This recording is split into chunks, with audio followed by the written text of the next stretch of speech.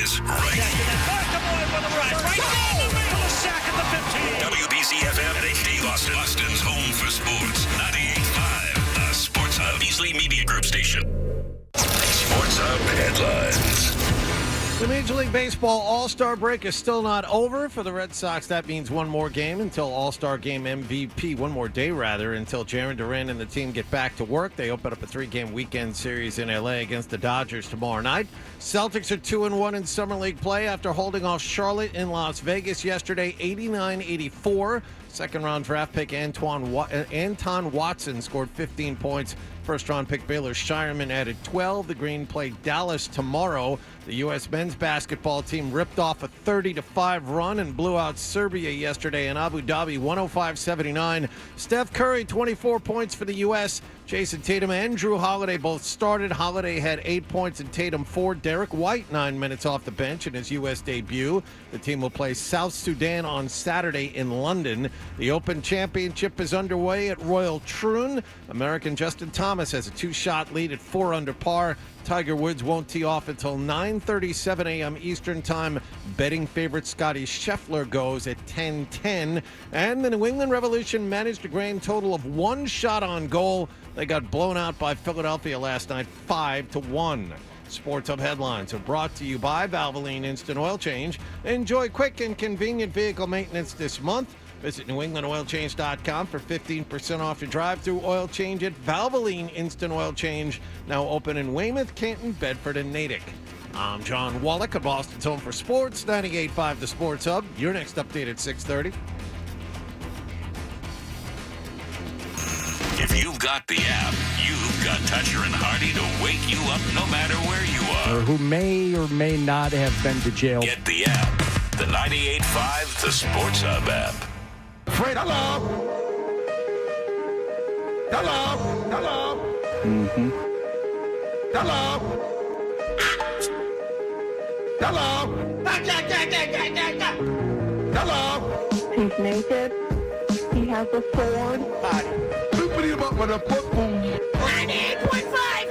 The Hub. Bruins are back from the West Coast. Coast. Cocaine and hookers. Yes. Na na na na. Is it okay to use this for the radio? Yeah. Welcome to the show, you sweet bitch.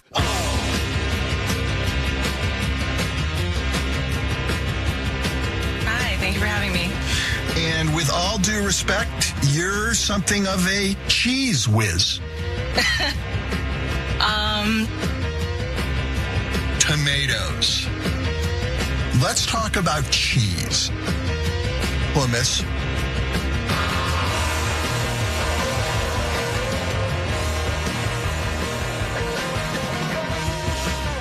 Hey, good morning, everybody. Good morning. We are Toucher and Hardy.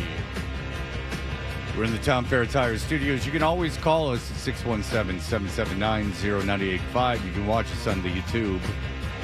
Search 98.5 The Sports Hub on YouTube. That's a fun thing to do, and watch us. And then you can know that we are brought to you by FanDuel Sportsbook. Make every moment more with FanDuel. Apparently the Emmy nominations are out, I'm seeing. And The Bear is nominated for a lot, and a lot of people like The Bear, so good for The Bear. But the problem is The Bear is nominated in the comedy category, and I would contend that that show is not a comedy, and everyone else would as well. But both my children are watching a show that is available on Netflix called Love Island. And so yesterday I finally, with my daughter, saw a little bit of Love Island. Oh, okay. A little bonding time. Yep. Okay, so what is the premise of Love Island? So for my limited viewing of it, which is just the first episode. Yeah. And I don't know what season I'm on, but it's the first episode. And it's a batch of 6 women. And, they're supposed to be attractive. Some are, some aren't. And then 6 guys. And then they they tell the girls they bring a guy down and they have the girls step up if they want to date the guy, and then so on and so forth. And then they bring at the end of the first episode they bring 2 new dudes in, and the dudes are going to get to pick which girl they like. and then they start like pairing off. So they bring different people in, I guess, to date. And the thing is that, when I was younger, I think that we are, or at least certainly I, and you too probably, Hardy, are from the first generation of reality TV. Like when Real World 1 first came out, that was like the first real, non-scripted reality series. That's the first. Yeah, I can't think of anything before that. Yeah, that was just putting people in a house and, just filming it. Right. I think that was the first one. And I remember thinking like, oh, it would be so cool to be on The Real World, or it would be so cool to be on Road Rules or something like that. And then I came indifferent towards it. But now I wouldn't do one of these shows. And I'm so glad they weren't around and as prevalent as they are today, because actually there's a chance, maybe not a dating one, but there's a chance that I would have done one because, again, I was about to work for MTV, so I was like kind of in that world. So embarrassing. They're like, the girls, who cares? Like they're hot, like some of them, and they do a montage with the girls where they introduce them. So they had them go into this like studio, and it's a beach set, but it's inside, and there's beach balls and like a floaty that they have to lay on, and then there's like a neon heart that they have to hold in a neon ice cream cone. Newsflash, same with the guys.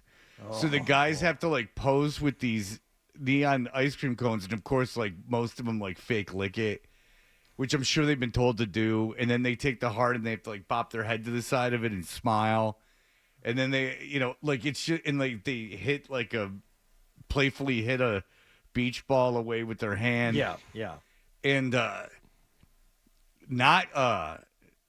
it's bad, really bad. Like, in fairness to the guys, I'm sure when they see it, they're like, "Oh, Jesus Christ! Like, what is this? Like, why'd I do this?" So there's got to be some kind of a penalty or a contract that all these people sign, because the second you're asked to do something like that and feel is going to be awful, my inclination would be to just walk away. Okay, I'm done. I quit. No, but you've gone through the casting process. You've gotten, probably round after round after round of casting. Yeah.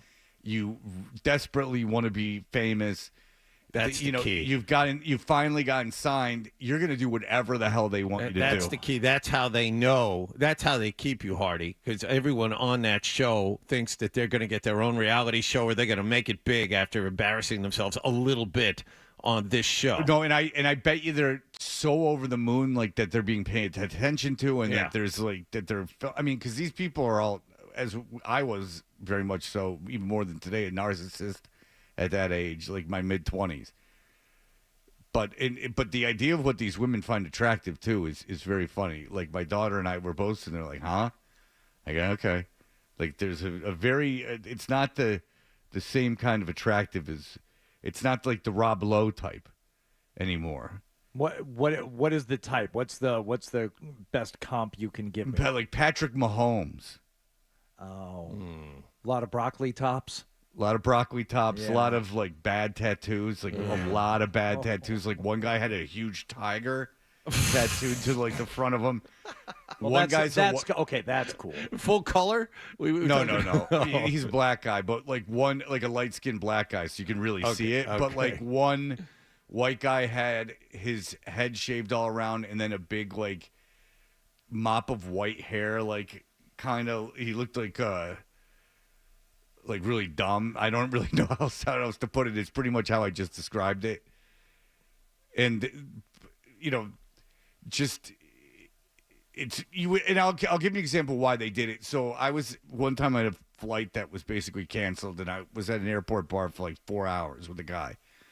I met the guy, and the guy was one of the directors of The Bachelor or The Bachelorette, one of them.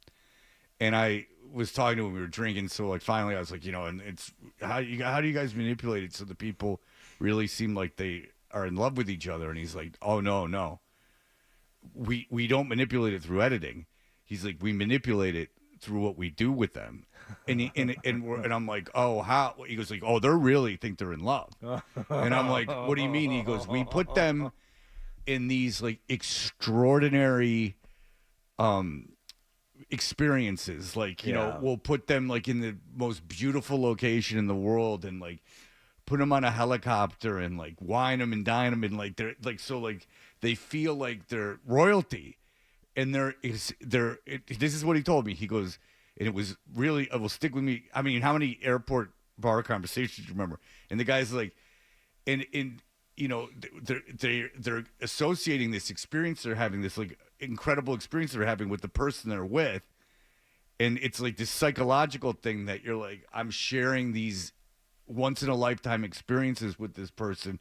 And like we're holding hands. Yeah, any kind of intense situation, like they say, people who work in like stressful environments. It's an intense situation. You're having a lot of feelings, and if you're with the person while you're having these feelings, you're going to have a connection. And if it's a romantic situation, well, there you go. I've even heard that. Formula. I've even heard that now. When you mentioned it, I've heard that about experiences like your kids will remember, like you know, adventure-y kind of. Out of your comfort zone experiences that end up being fun are like going to be memories, like good memories your kids have. Yeah. Like that's like the formula for it. So I think that you can pretty much get these people to do anything. That they're so malleable at that point. But I mean, and then the prize is $100,000 if you win. Oh God. If you win. So like the prize if you don't win is like nothing. You're trapped in this like house. I mean, it's a nice location. I think it might be Hawaii, but you're trapped in this house kind of far away from everyone. To my knowledge, they don't leave in the first episode. If you don't win, you don't get anything. You have to like sleep in the same bed as the girl the first night, but you're not going to have sex. So why the hell would I want to like sleep in bed like with TV cameras and stuff? Like I just wouldn't want to do it. And you're just gonna look like an a-hole. Like so they'll go to a guy like pick a girl, like the girls will stand up and they'll go, who finds this guy attractive? And 3 girls will step up, and then the guy will go like, okay, I want her. So 2 girls have to step back, and no one picked them. Or like the guy will be paired off with a girl. And then they'll bring a new girl down and they'll go like, who do you like? And the guy will like go start making out with another girl. Like you're just going to look like an idiot. The first day. With cameras on. That's the thing. There's this really, really hot blonde girl on it. She's super hot. And she's from like nowhere, Pennsylvania. It's very intriguing. And she like thinks this guy's really attractive and they pair off. And the first day she gets annoyed with him. Because he like is convinced that he's like in love with her. Like after like 3 hours. 4 hours, and she's already annoyed with him. So now you're the guy who's expressed your love for this woman. I know you look like a fool to me, and the girl already doesn't like you. Very little to gain, because the $100,000 isn't going to buy after taxes and everything. Isn't going to buy back your dignity. No, it's not even going to buy you a really nice new car once you pay the taxes on that. That's not something you shake off in a couple of weeks after filming's done either. No. That stays with you for a while. And if my kids both, who are mutually exclusive, like they're both on an island, like they don't really communicate with each other about much, if they both want to see it, that means something happened on TikTok with Love Island. And now they want to watch it. So you started at the beginning with season 1. I believe so. Is there a really hot blonde girl? 2 black girls, a blonde girl? Ian, go ahead. I don't see color, Fred. Well, you're looking at a picture. Are you colorblind? Go ahead. I think you can still tell the difference. My Ian, go ahead. soul won't allow me to differentiate. Very good. Ian, go ahead.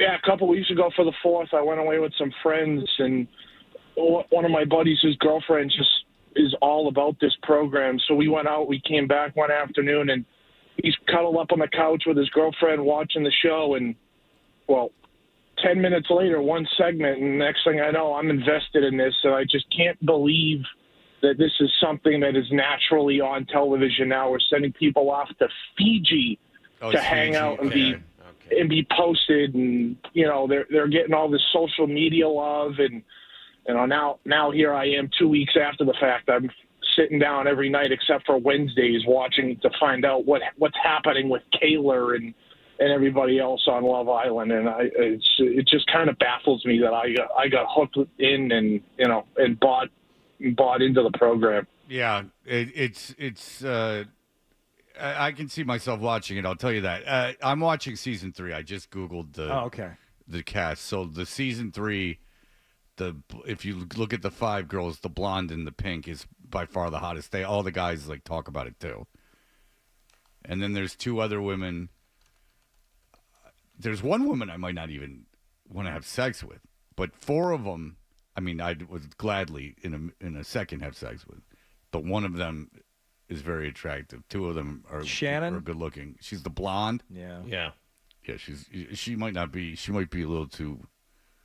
You might like the Asian. She might. You're too buxom, is what you're saying. Fred? I don't think she's overly buxom. Oh. Yeah, Trina's more Hardy's type. Yeah. Okay. The Asian girl. Yeah. Yeah. So the only show I ever got caught up in, and reality show, other than Survivor, which I'm convinced everybody watched the first season of. I never have seen an episode I of did. Survivor. Oh, no. I saw the first season. I didn't see an episode of Survivor until my daughter started watching it 2 years ago. I watched the first 2 seasons and haven't watched any season since. No, I watched the first season. I never watched another one. And then there was, a couple of like competition ones. Maybe that was the only one. But in terms of a show like Love Island, and this, I wouldn't even put it in this category. I'm not saying it's chock full of value, but at least there is some kind of a premise to it, and that is the Below Deck series. Oh, I've seen a lot of Below Deck. Oh, I watch a lot of this stuff. I watched a ton of Below Deck. That's my daughter and I watched That's when we get home. Yeah, Below Deck or on the airplane. Below Deck's on the airplane. Below Deck's that's not a bad watch. If me and my kids are on a plane and we're in a row, you might see Below Deck on every screen in front of us on an airplane. Now, do you sync the episodes, or you're all doing your own thing? No, we're doing our own thing. We're not communicating. We're are on you an a airplane. Captain Sandy or are you Captain Lee? Well, I mean, Captain Lee, the first season is great because the one girl so desperately wants to sleep with him, and it's very funny to me. Because he's in a position of power, she definitely likes it. Captain Sandy, though, she's recovering alcoholic. Tyler Milliken's cousin is a big Captain Lee guy because of the chains. Yeah, he would do well at sea. All right, we'll be back in just a moment. What happened last night should be interesting because yeah, I hope you're a fan of Summer League. What does Hardy come up with today? Well, I think Hardy might be like a pig in slop because there's not much to talk about, but there is an event going on right now that he's very interested in. He knows the name of everyone. We'll be back in just a moment. You're listening to Toucher and Hardy.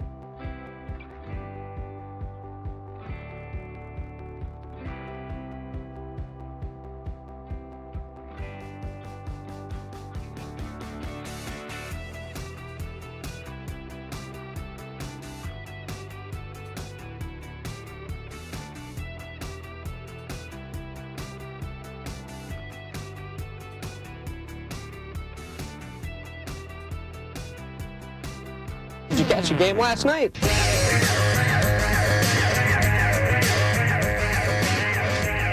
Hey, we are Toucher and Hardy. John, you sent something that Jake DeBrusk had requested a trade out of Boston twice. Yeah, there's a video. He did one of the billions of podcasts out there, and he was on video saying that he requested out of Boston twice while he was here. I didn't remember the second time. I know the first time was before they made the coaching change. I don't think anyone knew there was a second time. Yeah. I think that's the thing, is that you thought it was only one time. So it's probably better for everyone that he's gone. Yeah. Well, I mean, we all agreed in this room, and I think there are a lot of people out there who agree that, whatever streak you got from DeBrusk was overwhelmed by his periods of not scoring for months at a time. Do you think that 7 years and $5.5 million? Does he say in the video why he wanted to get traded?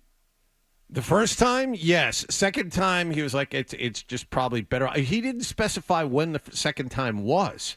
That's the thing. We'll get the audio. Mike, it's in Slack. It's easy to find. Thank you. All right, because I find that interesting that there was. I find it time. interesting that he would want to leave after they made the coaching change. Yeah, that's what I'm saying. Yeah, if you had a problem with Cassidy, okay, which a lot of them did, but then you have a problem just with Boston in general, okay, because it's become a place where a lot of players want to play. I mean, it's in the United States, so you as little as you probably get now, but there is a bit of a tax break to Canada, and then it's a U.S. city, original six city, where there's a passionate fan base that is going to care about you, but it's not. And another thing to his advantage is it's not like Toronto where they care too much about you. Yeah. So, I mean, a lot of guys want to play here, so I find it interesting. I think I knew Jake DeBrusk like a little bit. Like, I think that he just wanted to be in Canada. Yeah, he said in the video it had nothing to do with the city of Boston. He loved it here.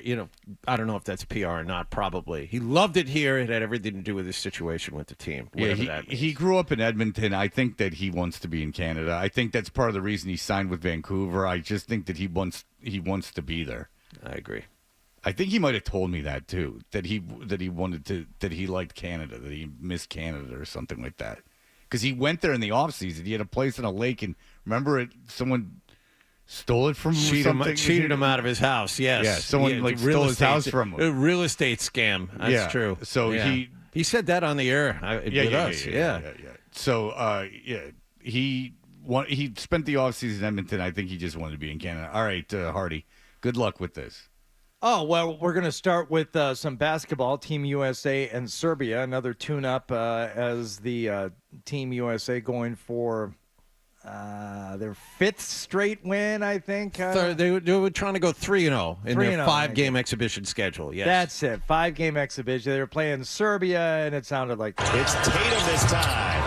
That's no good. Everybody's flying all over the place. It's like 5 airplanes out there for Team USA. Buries the three, and all we're missing is sweet Georgia Brown. Showtime. You are on top of it. Is it Showtime? Is it the Globetrotters? What is it? You're telling you there's 2 different references there. Yeah, I don't understand. What happened? They didn't even say what happened. Well, Team USA won. That was the 105-79, the final against Serbia in Abu Dhabi. Steph Curry, 24 points. Bam Adebayo, deadlock for the Hall of Fame. 17 points, including 3 3-pointers. I think Adebayo is definitely going to the Hall of Fame. I know you. I'm not. I don't think I'm wrong. But Bam, yeah. If I paid any attention to the Basketball Hall of Fame, Fred, I would have an argument for or against you. But it matters not to me. I do pay attention to the Basketball Hall of Fame, and Fred actually has a good argument. They let anybody in. I thought we had the Michael Cooper argument. If Michael Cooper is in, this guy's getting in. No problem. Oh, yeah. There's no question about it. He is... you're a member of the U.S. Olympic team. You win gold. You make the NBA Finals. You're an All-NBA player. But I think he was a finalist for Defensive Player of the Year this year. He's fine. He's in. I agree. I mean, Chris Bosh is in. And by the way, Adebayo has similar stats to Chris Bosh in career totals, and he's 26. Yeah. He's going to far outperform these guys. I mean, Adebayo could play for 9 more years. He's not going anywhere. All right. Come on. All right. Be fair. How about the Celtics? Who's on Serbia? I can't find a box score of any of these goddamn games. I have a box score. It's Jokic and a bunch of other guys. That's what it is. Bogdan Bogdanovic, who is a starter in Atlanta and a good three-point shooter, didn't play yesterday, but he's their second-best player. Yeah, I know Bogdanovich averages 15 points a game or something like that. Bogdanovich was on the Pistons, right? They paid him a lot of money. And then they got rid of him. That's right. Yeah. But Bogdanovich is their second-best player. It's Jokic and a bunch of other guys. Yeah. Just to give you some context here, Serbia is considered a medal threat. And the U.S. beat them by 24 in a game they basically weren't trying in. Kerr's just trying out different combinations at this point to see who plays well with other guys. To my understanding, even though I cannot find a box score of the game because ESPN refuses to put them up, do they they rely on the three a lot, right? And they were like hot from three yesterday. I know Steph Curry was. Curry was 6 of 9 from three. Bam had 3 threes, but that's about it. Okay. There weren't a lot of other guys. No, so they did well in the paint, maybe. Yeah. Which has been a problem for them. Yep. Okay. Yep. Anthony Davis, very good. Well, he's the key to the team, apparently. Yeah, 7.6 rebounds, 6 block shots yesterday. All right. Yeah. All right, so they continue their tune-ups before they head over to Paris. Celtics, meanwhile, summer league action against the Hornets. Smith. Is this in a middle school gym? No, it's also really good play-by-play. Smith. Squeak, squeak, squeak. Smith. Off to the right. House pushing it the other way. House with the dime. I'm not listening to this. You like the dime? The dime. I'm not. Dribbled straight up the floor. Great look by Eddie House's kid. And Fuego. Yeah. Well done. You could host SportsCenter. Dime. He goes, Guy, House, Dime. Yeah. This is real. It's. I mean, baseball needs to come back. The football training camp is really what needs to start. Well, seriously, I mean, it's like this is the Celtics. This is the team that we're probably most familiar with right now, as their season just ended, and we, know the bench players, we know everyone else, and the roster for the Celtics Summer League, as you know, is Cook, Davison, Harper, House, Peterson. No, it's guys that I've never heard of. Walsh, my daughter was very interested in him. He's a starter. Yeah, they just he's not good. No, he didn't play well at all. No, he hasn't been good. And according to Gary Washburn, not good. No. Anton Watson, their second-round draft pick, had 15 points last night. That's exciting. Yep. They could have had Bronny. Well, one name that everybody knows that's participating in the Summer League is, of course, Bronny James. Television audience. Bronny knocks down the three. His first as a Laker. And it was a shame it was interrupted.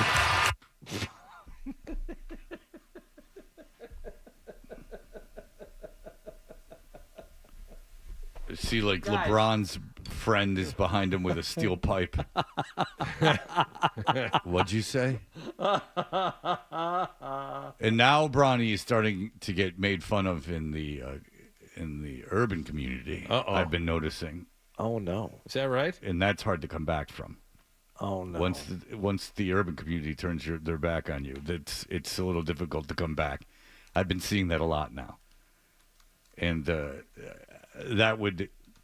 Because because like Will Smith is performing at the BET Awards, and you can tell the strategy from Will Smith's people is like, all right, win back, like the hip hop community. Like you can like go do some Fresh Prince stuff, remind them of 30 years ago, and get them back on your side because they're most likely to come first, because maybe they'll be a little bit more forgiving of you. I think it goes the same way to when they might be the last to go after you, and now that I'm seeing that in the media, a lot of making fun of Bronny and LeBron, which would concern me if I was Clutch Sports. So that would concern me a little bit. Does the fun poking have a certain area that it focuses in on? Yeah, it's like the dad being the dominant one. Like, for instance, there's a video of like a guy, juking Bronny, and then Bronny falls down, and then LeBron comes and like pushes the guy over. There's like a lot of like your daddy's boy, like your dad's fighting your battles for you. A lot of that stuff. Right. That's not good. No. That's No. Revolution played last night. Oh, thank God. I love when they're on the radio. And has Barimo to aim for time. Barimo! Yeah, that's words. Ivachic's got a piece, but Philadelphia look on their way to snapping their 10-game winless run, flying a 3-0 up just on the stroke of halftime. Oh, that's why there are riots in Philadelphia. I know. You beat the Revolution. First of all, it's a home match for Philadelphia, for the Union, or the U, as we call them. Okay. And so people are already jazzed up. And, those who couldn't get in are outside, and the bars and the streets are all filled. Big screens, people projecting the game up onto brick walls. Well, I heard your tickets were not even worth anything because so many people had crawled in through like the AC system to get into the game. Like, right. Video of that, yes. I don't know why they didn't call the National Guard. The Revolution got outmatched 5-1 as a result of that, and 4 other goals. The Revolution are now 7-1-14 on the season. You know what? There was one story that's interesting from that game. I doubt it. Okay. A 14-year-old is playing now for Philadelphia. What were you doing when you were 14? This kid is out there running around with the pros. 14 years old. If I hadn't hurt my knee, I'd been playing for the Revolution. No, 14 years old, that's great. Great league you got there. Good job. All right, so maybe it wasn't a good story. No, it's interesting that there's maybe it wasn't a good story at all, but I found it interesting. He's a 14-year-old. That's good. That speaks highly of the league that there's a 14-year-old running around. And based on my limited knowledge of like kids that have played American soccer, like at a high level, they never pan out. Remember the one kid, Adu or whatever? Freddie Adu. Adu, yes. Like he was supposed to be. It's the record this kid broke. Yes. Yeah, he was supposed to be the second coming. I never heard of that kid again. So Yes. I don't think it guarantees you much. Youngest player to make his regular season debut among the top North American professional sports leagues. No kidding. You tell me there was never a 14-year-old NFL player? I don't know how that benefits the 14-year-old. Like, I don't know why that him doing that is of any service to him whatsoever. That seems like an awful lot of pressure. Kids have trouble pitching in Little League games at 14. Yeah. With the pressure. Did he play? Kind of. He subbed in the 85th minute. Whatever. He's 14. Did he play? Did he get on the field? Good for him. And it just shows you how violent those hits are when those guys go down and grab their legs. Yeah. The idea that a 14-year-old could go out there. And I contend that 99% of adult men could beat up 99% of 14-year-olds. And that's why, and from my experience, we can. Because, I really give it to them. Right. Bam, bam, bam. Right. All right. So we'll be back in just a moment. Here are the headlines. Sports Hub headlines. Red Sox off for one more day. They open up a 3-game series in L.A. against the Dodgers tomorrow night. Celtics beat Charlotte in Summer League play 89-84. The Green 2-1 at this event so far. The U.S. Olympic team got 24 points from Steph Curry.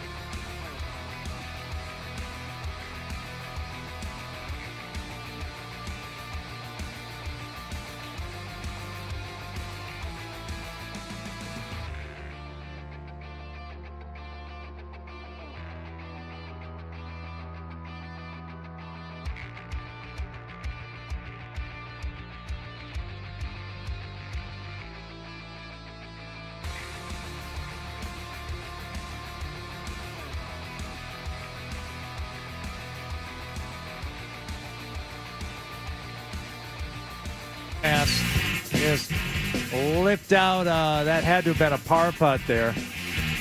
No, that was good. That was good for a par. He remains even. Your Scottish Open champion. I don't like trying to his go clothes. back to back.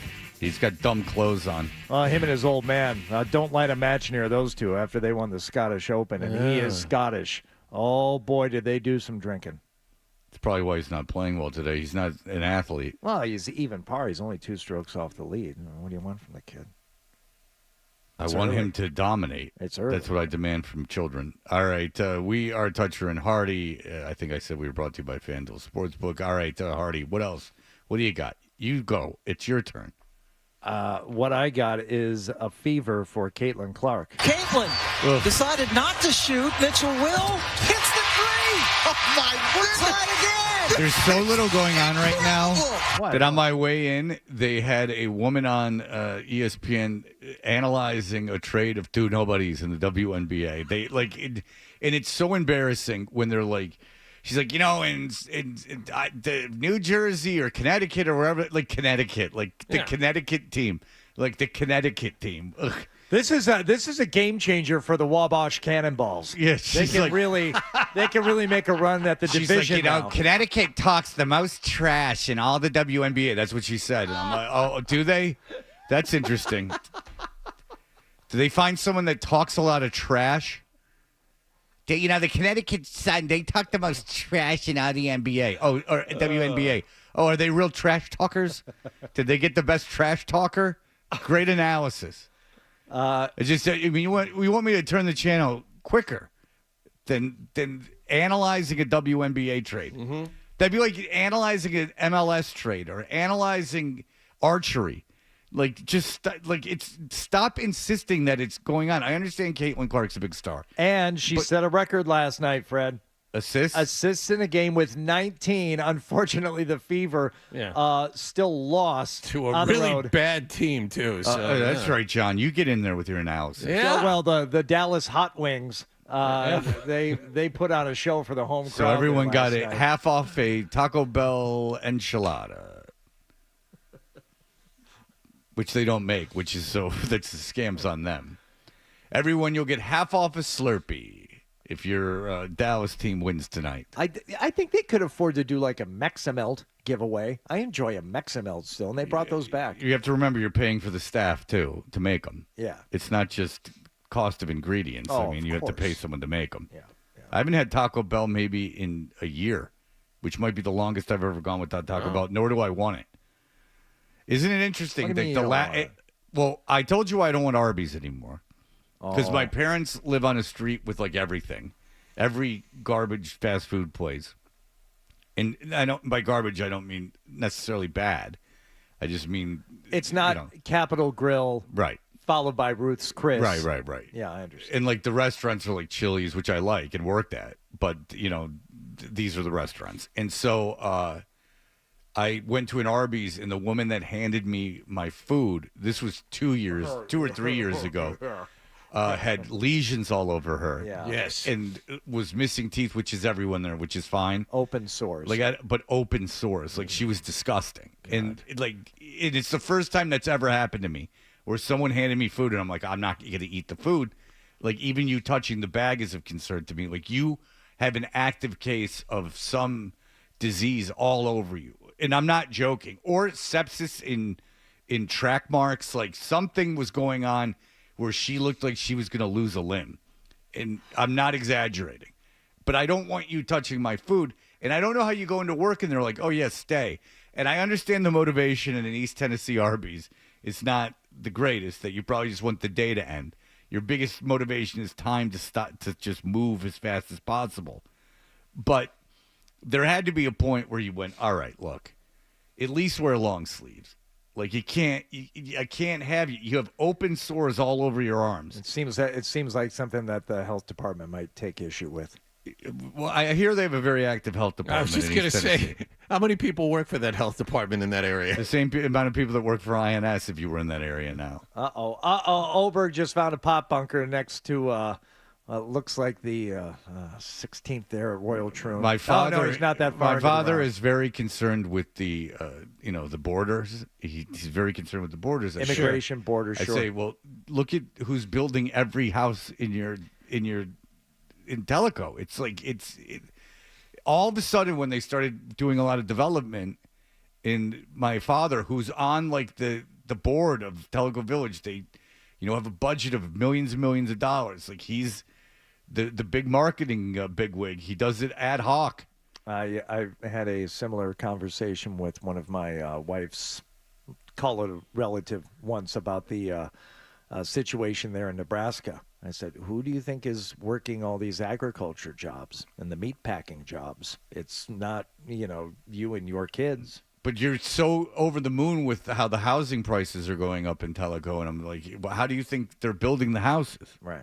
Yeah. Why do you think that all of a sudden, just look at the demographics of the city outside of Tellico? And just to be clear, it's not that they or their kids want those jobs. That's no. But no one would think that that's what I'm saying. What I'm saying is, no, I'm saying that in order for these homes to be built in your neighborhood, they daily reap the benefits of all these people being there. Yeah, I don't know how you could interpret what I said anything other than that. Because you know how, Fred, someone will hear us say that. Well, even if I said that people wanted jobs, that's not something that I don't think that needed the clarification. But I could be surprised. I've gotten talked to for less. Hey, we all got tweeted yesterday about how we're ripoff artists for ripping off the Felger and Maz email bit. Mm-hmm. Oh, I didn't see it. I haven't responded to anybody on Twitter other than like thank you or you too or whatever, something like that for a long time. But this guy, I'm like, okay, you need to and all I said was reading emails is now a quote unquote bit. Got it. Stop it. Stop. Well, Felger and Maz were the first to do it. Of course. They invented AOL. Mm-hmm. Felger was very early on AOL. This is just a hobby for him. That's what he's always broadcasting from Nantucket. I apologize. That's two burps. That's double shock jock for you. I did hear Felger and I think it was Barth and McCarthy again yesterday. Yes, yeah, I believe that's these the case. nerds are going crazy. They're ruining the games I grew up dominating.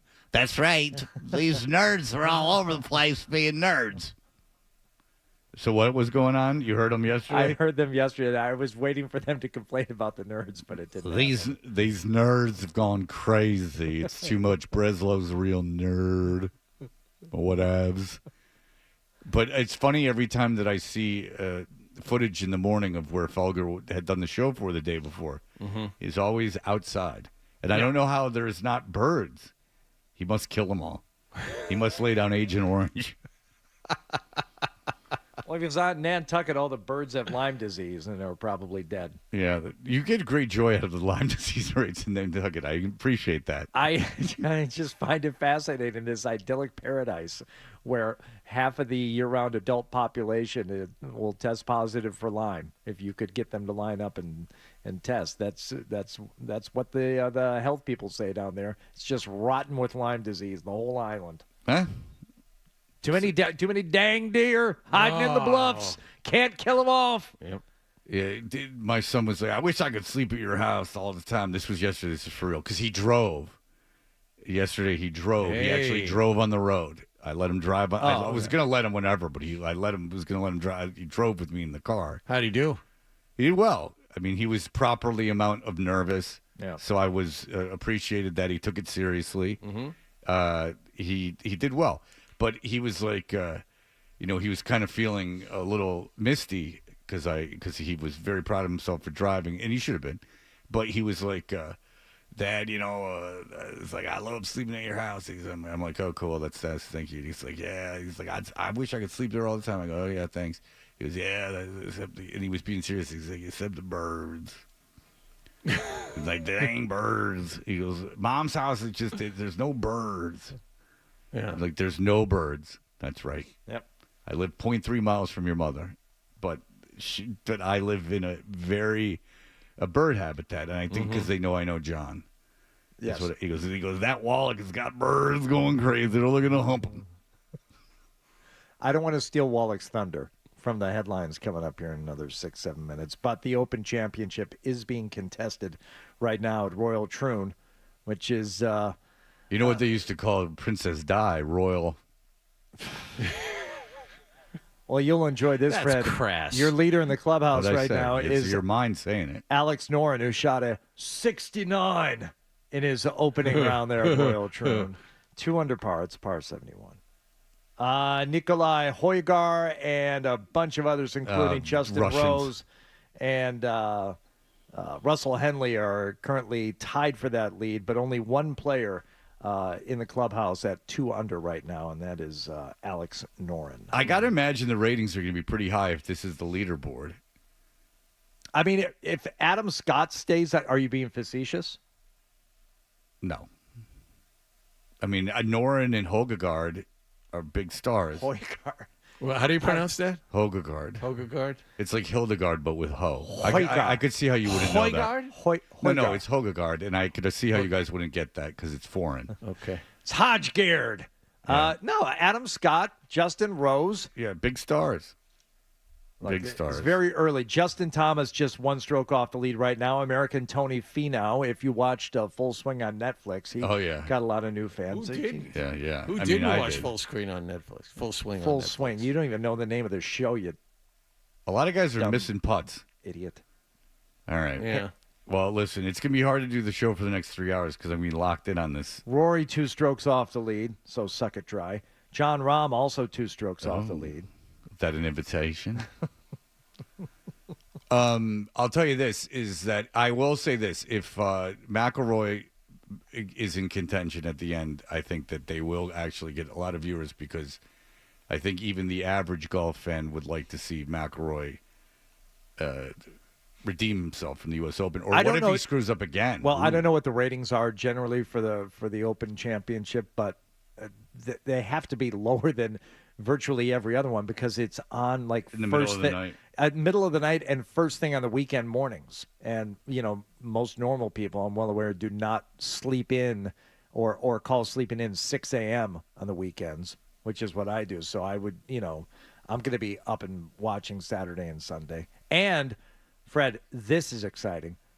Sports Hub Golf Club Sunday morning will essentially just be a watch party. Oh, not live from Scotland? You're not going over? Cover the event? I'll be monitoring the action on the course, Fred. Yeah, it's going to be a watch party, so get ready to cut loose with Hardy. 5 a.m. Wakey, eggs and bakey. Cool. Open Championship from Royal Troon, 7 a.m. Sunday morning. Get your mimosas ready. Bring the gang around the radio and just have a party. All right, we'll be back. Our own friend, Tyler Milliken's cousin, is back and better than ever. You're listening to Toucher and Hardy on the Sports Hub. Hey, it's Felger here, whether you're headed north to the lake.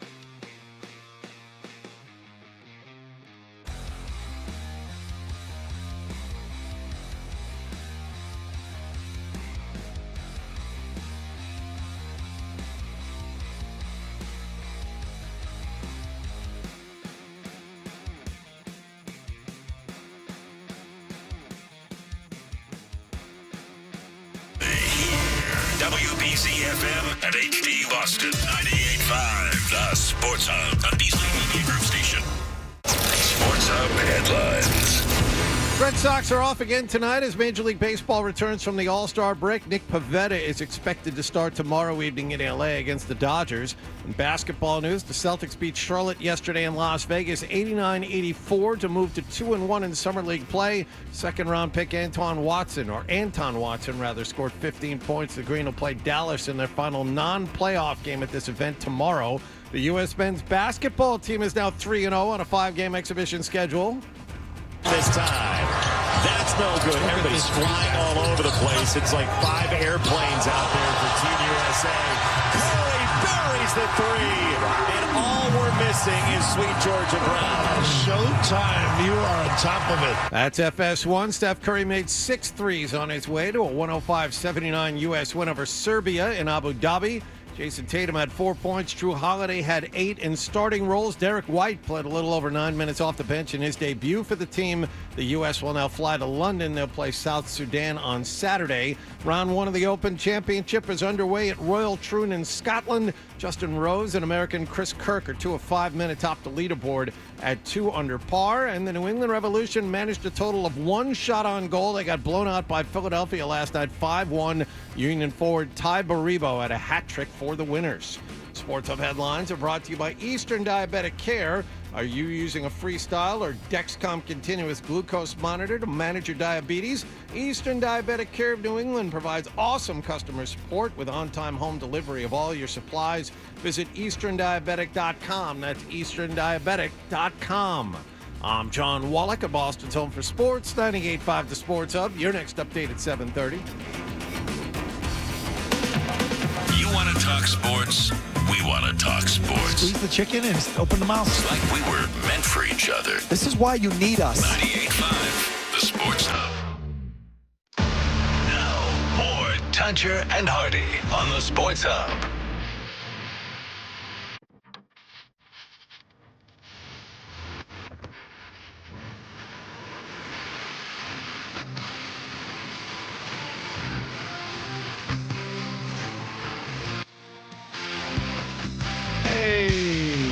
We are Kutcher and Hardy, and we've been blessed.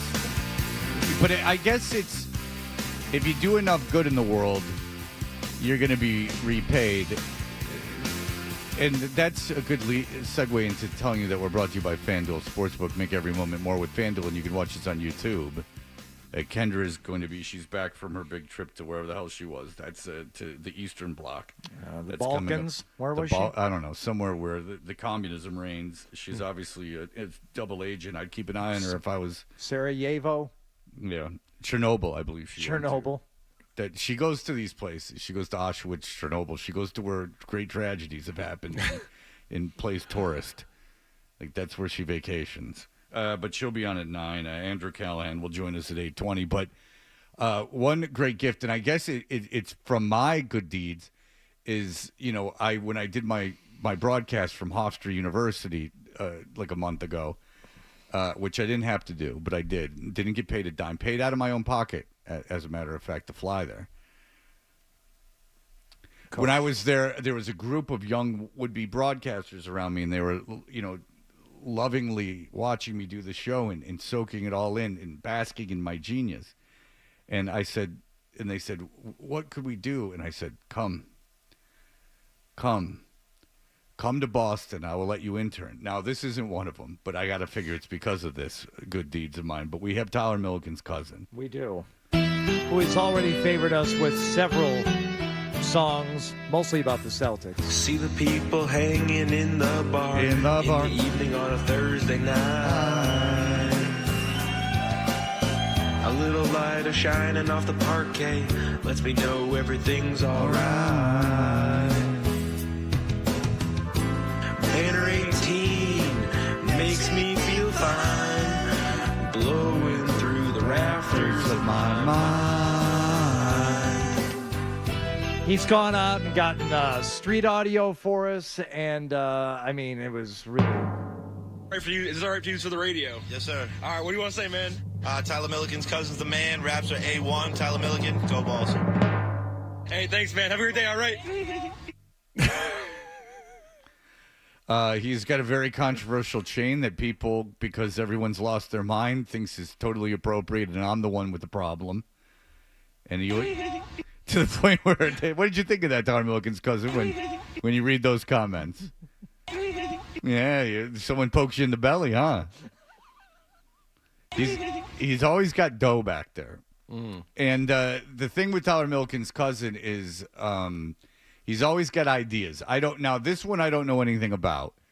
But did he come to you, Hardy? How did this all come to be? I came to, it was on Tuesday, and I said, Tyler Milliken's cousin, I have a project for you. And before I could finish stating the project parameters, he said, I already did it. It's already done. Look at that, huh? Now, for him, done is a relative term. Oh, yeah. right. I mean, that's a problem. Written, recorded, but it certainly wasn't done. So I said to him, look, Fred has been making an awful lot of sport of you over that chain that you wear. It's a necklace made of some form of non-precious metal. Yeah, it's a real piece of garbage, and it's super long. And people are like, the crucifix isn't that big. I never said the crucifix was big. I said the whole thing is big. Is it a crucifix or is it a cross? One or two? It's the same thing. It's a cross. No, it's not the same thing. I thought that, hung on a cross, and the crucifix is the Jesus' body on the cross. Okay, very good. So it's a cross. Yeah. Very well. I learned something. I was wrong. So one could be ignorant and learn. That's how we learn, is from making mistakes. So it is a cross. I apologize. But the chain, I said it hangs between his nipples. Like it's over the sternum. The sternum. Like it's, and I only say nipples because his cousin, Tyler Milliken's cousin's cousin, is always showing his nipples on the internet. So anyway, I'm sure whatever he did will change my mind on his cross. I'm sure it will make everything better. I'm sure I will be over the moon with Tyler Milliken's cousin. Hardy, what is this? This is what he sent me after I told him I think you need to put into song form something about your necklace and the cross. It's already done. I'll send it to you. And this is what he sent me. Nope. Here it is. Listen to the radio, watch the takes fly. I have no idea what song it is. I like that he used takes because that's a term I use all the time. I come in with takes. Yeah. I let them fly. Every day there's a list. I go, here are my takes. Right. 1 through 5. And I'm going to give them to you, and then you are invited to call and respond to my takes, and you and I will argue about my takes. Well, fair play is that I'll let you guys know my takes so you can schedule your opposing views to my takes. Yes. All right. Go ahead. What do we got? Well, see how long it takes you to figure this song out. All right. Listen to the radio. It's gonna. The first line of the song is probably listen to the radio. Fly. Silence. Silence. Hide in the studio. Chain, you said, yeah, you lied. And if I don't wear it now, and I would never wear it again. Anything yet? Is that a Fleetwood Mac song or something? Very good, Fred. Well done. Yeah, and that is well done because I don't know if I even know how the song really goes, but I think it's one of those songs you hear, you have no idea who sung it, and you're like, oh, okay. I think that he might have said enough of the real lyrics that it rung a bell. I can still hear Fred saying, TMC, where's the chain? Look at him referring to himself as TMC. Look at Tyler Milliken's cousin go. Gave himself a nickname. You can't do that. No, I gave him TMC. I said that on his report, put TMC. Oh, yeah. And now he's calling himself TMC. You got a kick out of that, Tyler Milliken's cousin. All right. And if I don't wear it now, and I would never wear it again, I can still hear Fred saying, TMC, where's the chain? Again, Tyler Milliken's cousin, a brilliant lyricist in pointing out the obvious. He's just telling you what has happened so far. He's saying, I don't like the chain, which you can see at Fred Toucher, at Toucher and Hardy on Instagram. And also that Paul Skeens wore the same chain while pitching in the first inning of the All-Star game 2 nights ago. Correct. All right, let me hear it, Hardy. You give me the whole kit and caboodle right here. The produced collaboration between TMC, as he is now referred to, Tyler Milliken's cousin, and RHP. Right, TMC and RHP, Rob Hardy Pool.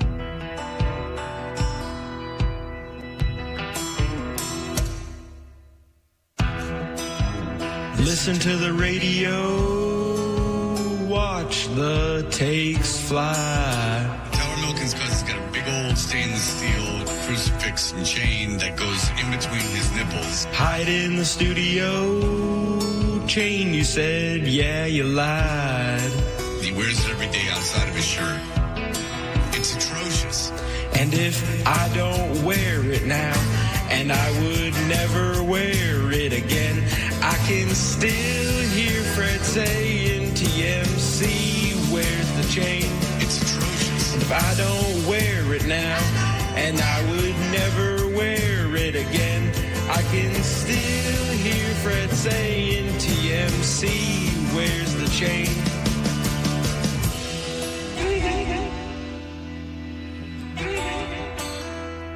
I kind of like it. I was raked over the coals. I mean, talk about having a point of view. Yeah. If I don't wear it now and TMC still wears the chain, there you go. I want to ask him. Yeah, Tyler Milken's cousin, come in here very quickly. But then again, this is like asking Michael Stipe, about Radio Free Europe. Do you really want to know, or should the art just live on its own in your mind? Well, I mean, you still ask Michael Stipe. I mean, you still ask, what's his face from Eraserhead what it's all about. You need to know the creative process. Yeah. Every once in a while, you got to figure that out. You got to ask. Yeah. Hello, Tyler Milken's cousin. Hello, Fred. How are you? Do you use lotions on your face? No, just naturally beautiful. All right, because you have a glow. Thank you. You do. Rosy cheeks. He does have rosy cheeks. Some high blood pressure. I don't doubt it. He's Tyler Milken's cousin. Very smooth skin, wrinkle-free. All right, perfect for wearing. What do you... size 14. Tyler Milken's cousin, what was the message behind the song you just gave? By the way, your chain is inside the shirt today. Yeah. I have gotten you to wear it inside your shirt, haven't I? You've gotten me one step closer to taking it off.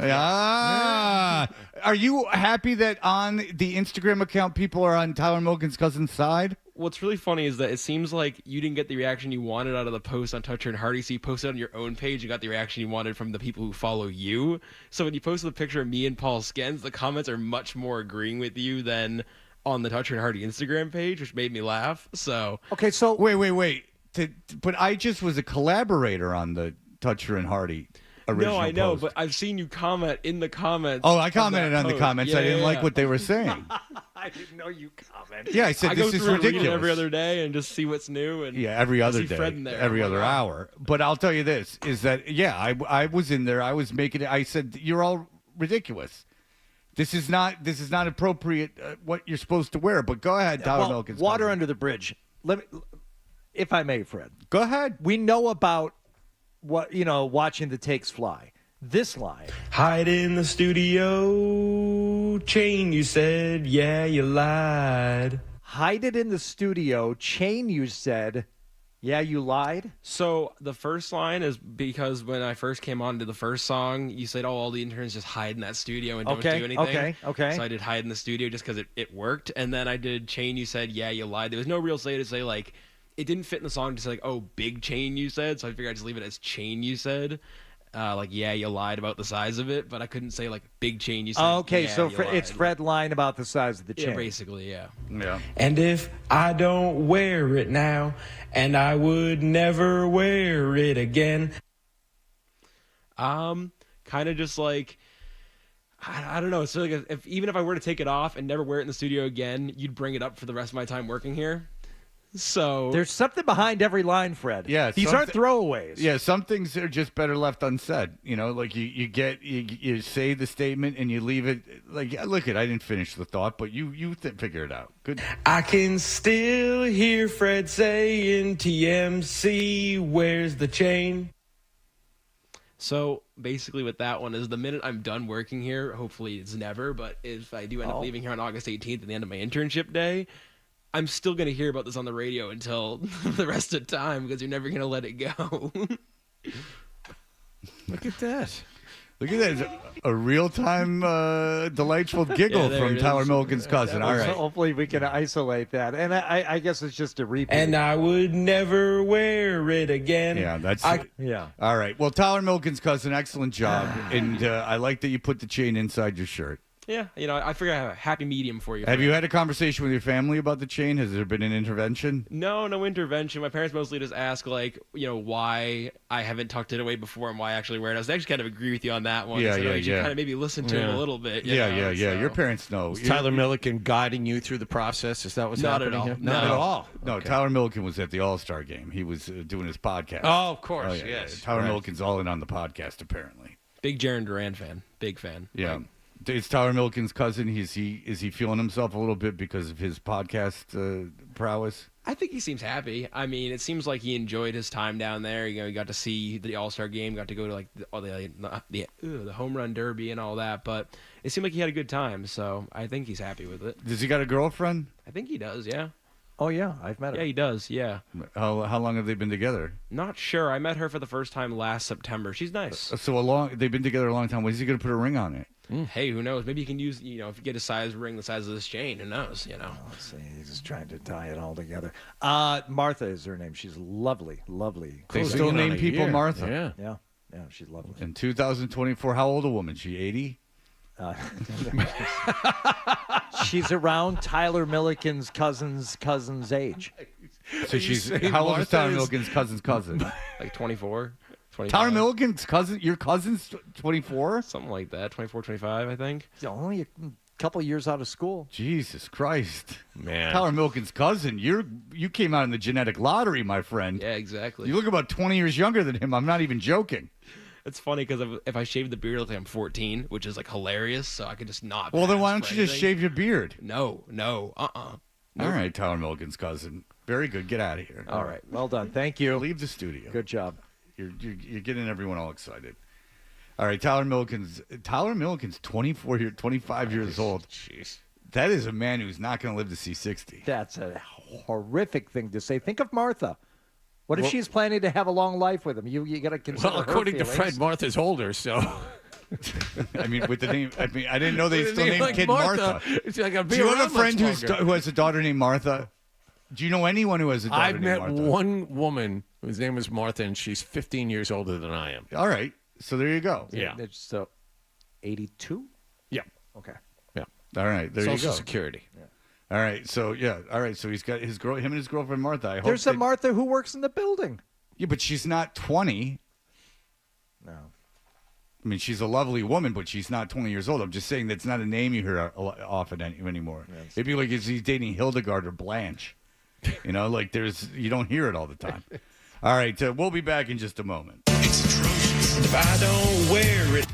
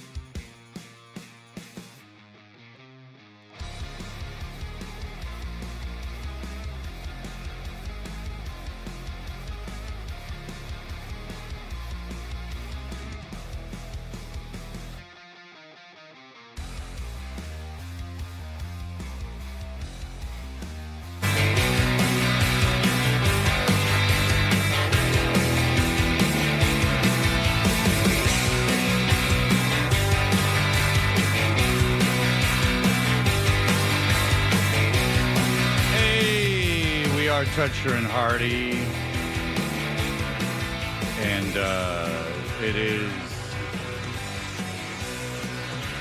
our show, the Toucher and Hardy Show. So much going on in the world of sports. It's really something else, and this is the time of year where people turn their attention to bitching about the Red Sox, which I told you is one of the things that I do not like about. It's just such a contrived thing at this point. I've been here since 2006. My children are one's in 8th grade and one's a sophomore. I mean, they have grown up here. And I did not have them right when I came here. I had them after I was here for a little bit. So they will know nothing but Boston, unless something happens. I mean, I have a contract that runs through where my son's in high school. So, I mean, he will have known nothing until an adult age of Boston. And I have never been here at a point where people did anything but bitch about the Red Sox, even when they were winning championships. Like, the way that it goes is that generally no one cares until at least the ALCS. And then there's a lot of noise around it. And then there's a brief celebration with really, because I wasn't here in 2004, but really a lackluster parade at that point. And then the bitching starts right over again. And I think it's just a muscle memory at this point. It used to be worse. It used to be a lot worse than Well, this. there used to be a point to it. Yeah. In that there was a I think one of the worst things to probably happen to the franchise in terms of its popularity was winning the World Series. Because you have to admit, John, that and I know baseball as a whole, but I mean, the Bruins still are very popular and probably certainly more popular than when I first got here. That I can assure you. Sure. Because I was able to get season tickets right next to the bench. I could not. When I say I couldn't give the tickets away, I could not. You arrived during the Dave Lewis era. The Dave Lewis year, Yeah. absolutely. But they had Chara and Savard, and they had Bergeron. I mean, they were building a little something. But when you arrived, that was at a low point, a real low point. Well, they were the first inclination of climbing out of the low point. They had made an effort in free agency. So, nonetheless, but it is like a muscle memory thing, and it's just, and then, every All-Star break when there's nothing going on, and you have to talk about sports. I just hear nothing but bitching about the Red Sox. And the problem with the Red Sox this year, it seems, is they're doing well. The trade deadline is not for 2 weeks, but people are already very upset that they're not doing anything at the trade deadline. And the thing is that no one's done anything yet. Yeah, no. Even teams that are certainly going to do something at the trade deadline, like the Yankees, I could see after the trade deadline or after the Yankees make a move or after Baltimore makes a move or even after Houston, who is very much expected to make a move and has a worse record than you, when they make moves going, all right, what's going on? Why are the Red Sox just sitting on their hands if they choose not to do anything? But right now, I mean, I will hear hours of bitching about the Red Sox. And nothing has happened yet.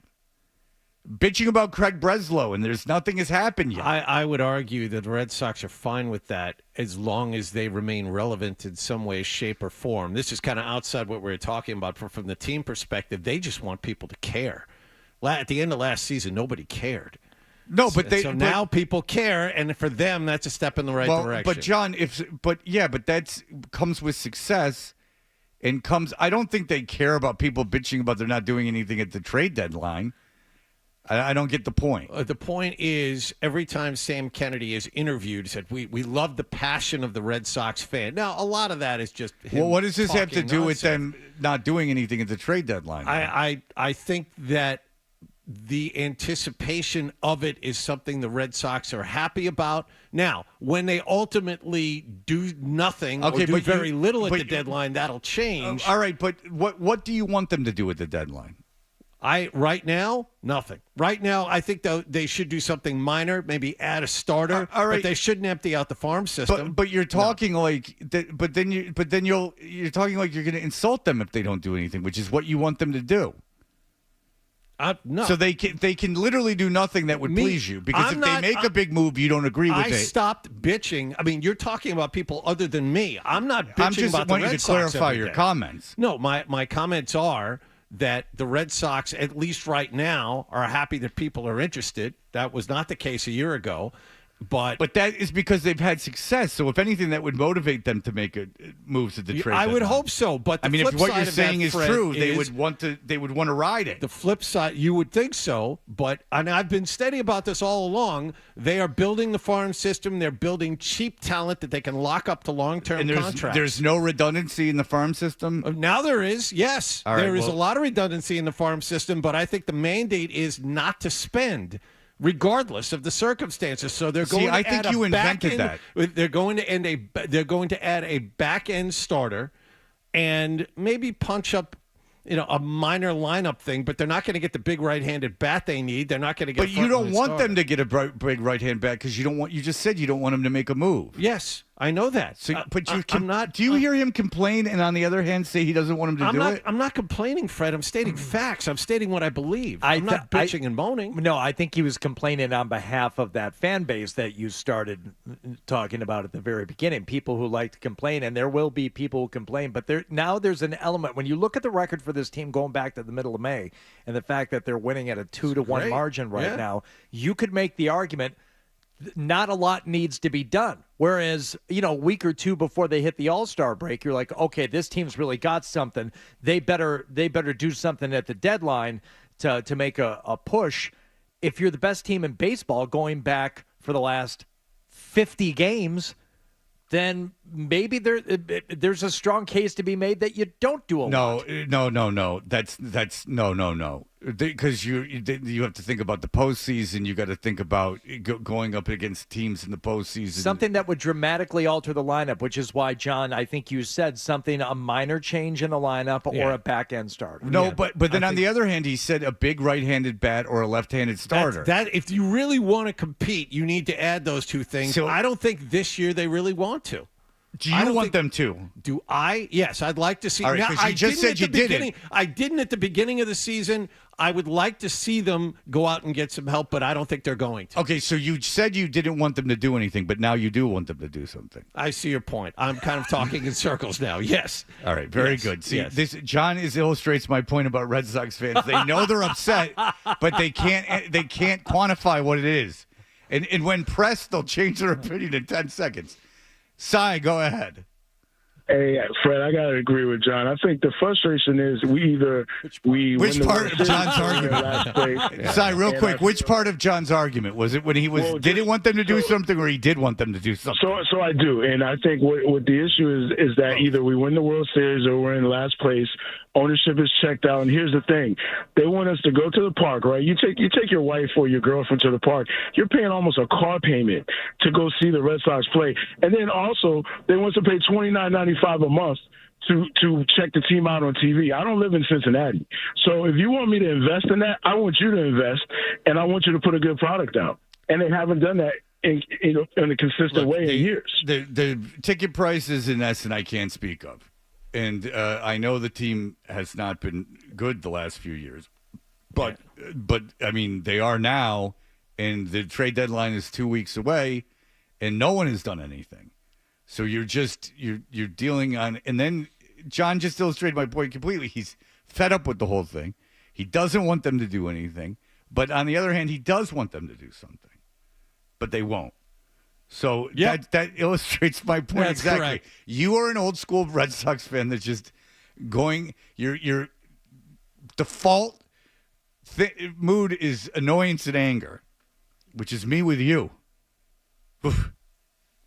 But it is. Is it because of the summer and there's nothing going on?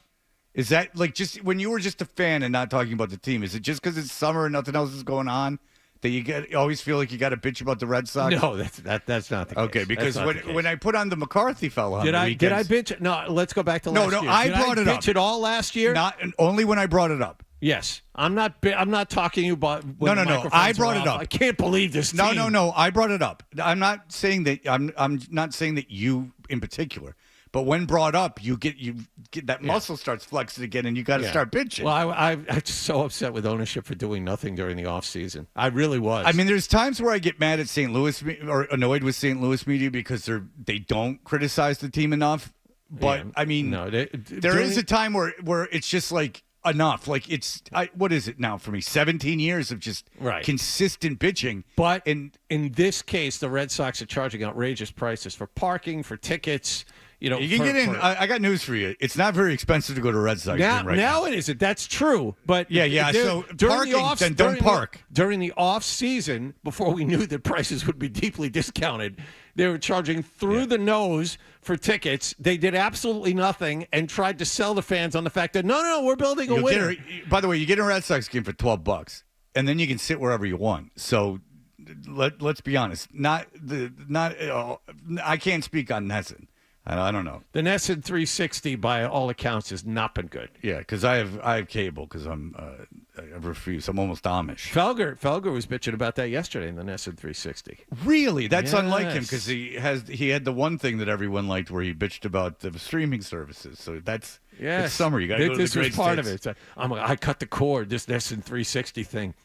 Then don't cut the cord. Don't cut the cord. Hey. I mean, it's an easy solution. If you don't like streaming services, then don't use them. It's not the only option. I don't have Peacock. My daughter wanted to watch something on Peacock, and I didn't have it. And I go, do you really want me to get Peacock? And it's not the money. It's just the aggravation of getting Peacock. And she said, no, I don't really care. And I said, good girl. And there you go. I just had a 13-year-old girl. I told her. She came to the conclusion that she didn't need the streaming service.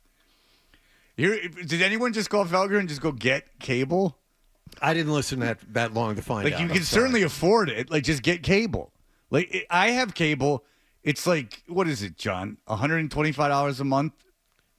If that. It's like $100 a month. Like, you have it. I mean, you have $1,200 we can a year. And anything you don't get on cable, you can then stream. What is this nickel and diming stuff with TV, by the way? Like, guys that will go out to restaurants and spend, $200 on dinner without thinking about it, or belong to country clubs. I'm not just talking about Felger and just like guys with money. Well, like there was someone on the show the same way. Like, they would bitch about or be so proud that they everything with the TV had to be as cheap as possible. But yet everything else is these extravagant expenses. 3 houses, but there was this. Like, you pay for cable, you idiot. Well, you have 3 houses. Yeah. Like, what are you talking about? Like, you could. This wouldn't affect you in any way. Having cable would not affect your lifestyle in any way, or your retirement, or anything. Is it somehow a societal thing where it's cool to cut the cord? So you've done that, or you're figuring out a way to cheat the system. Is that what it is now? I have 2 neighbors who have done this, and believe me, neither one of them need to do it, but. The fact is, the bill was so much because it's all in one. It's the cable, it's all the premium channels, it's the internet, and they look at it, it's like $280 a month or something. Okay, so you got rid of that, but you still have to pay individually for all these streaming services and now an internet provider. And so what are you saving? Okay, let's say you're saving $100 a month, okay? But then you go and spend that, like you said, Fred, on all these other things, and it's $100 a month. To me, it's for the convenience of it. It's all right there. It's all right there. I don't have to flip around. I don't have to do things. I don't have to change anything. And there is nothing on TV that I want to watch that I can't watch. I mean, because I get it all from the one place. The only reason I really have cable is Nesson and Comedy Central so I can watch Seinfeld. But Seinfeld's on Netflix. It doesn't have commercials. It needs commercials. It needs to be on, and I can't control it. It's like the music radio. Sometimes you don't want to pick the songs. Sometimes you just want the songs picked for you. Yes. Like, how else, sometimes I don't want to pick what Seinfeld episode. Right. I want it to be random. I'd much rather be surprised with an episode or a movie or something rather than seek one out. And I'm also not sitting there, like, glued to Seinfeld, right? Like, I'm not sitting there, not doing anything else. I'm doing a million other things. So the commercials sometimes can be a welcome thing. It's my little glowing friend, Elaine and the guys. When I'm all alone, I put them on, and I'm not so alone anymore. Glowing friend. Yeah, my glowing friend. Okay. My little glowing friend. All right, Nicholas has got himself really into it now. We will discuss that. He's got a big situation going on. We'll discuss that in just a moment. Sports Hub headlines. Red Sox still have one more day before they return from the All-Star break. They open up a 3-game weekend series in L.A. against the Dodgers tomorrow night. Celtics scored an 89-84 Summer League win over Charlotte and Las Vegas yesterday. Celtics 2-1 at this event. They'll play Dallas tomorrow. The U.S. men's basketball team beat Serbia yesterday in Abu Dhabi 105-79. Steph Curry, 24 points. The next exhibition game is in London against South Sudan on Saturday. The Open Championship underway at Royal Troon in Scotland. Justin Rose and American Justin Thomas now part of an 8-way tied for first at 2 under par. And the New England Revolution shelled by Philadelphia last night 5-1. Sports Hub headlines are brought to you by Dr. Matthew Lopresti and Leonard Hair Transplant Associates, the hair doctor of Charlie McAvoy at 1-800-GET-HAIR. I'm John Wallach of Boston's Home for Sports, 98.5 The Sports Hub. Your next update at 8 o'clock. To us, Boston pride runs.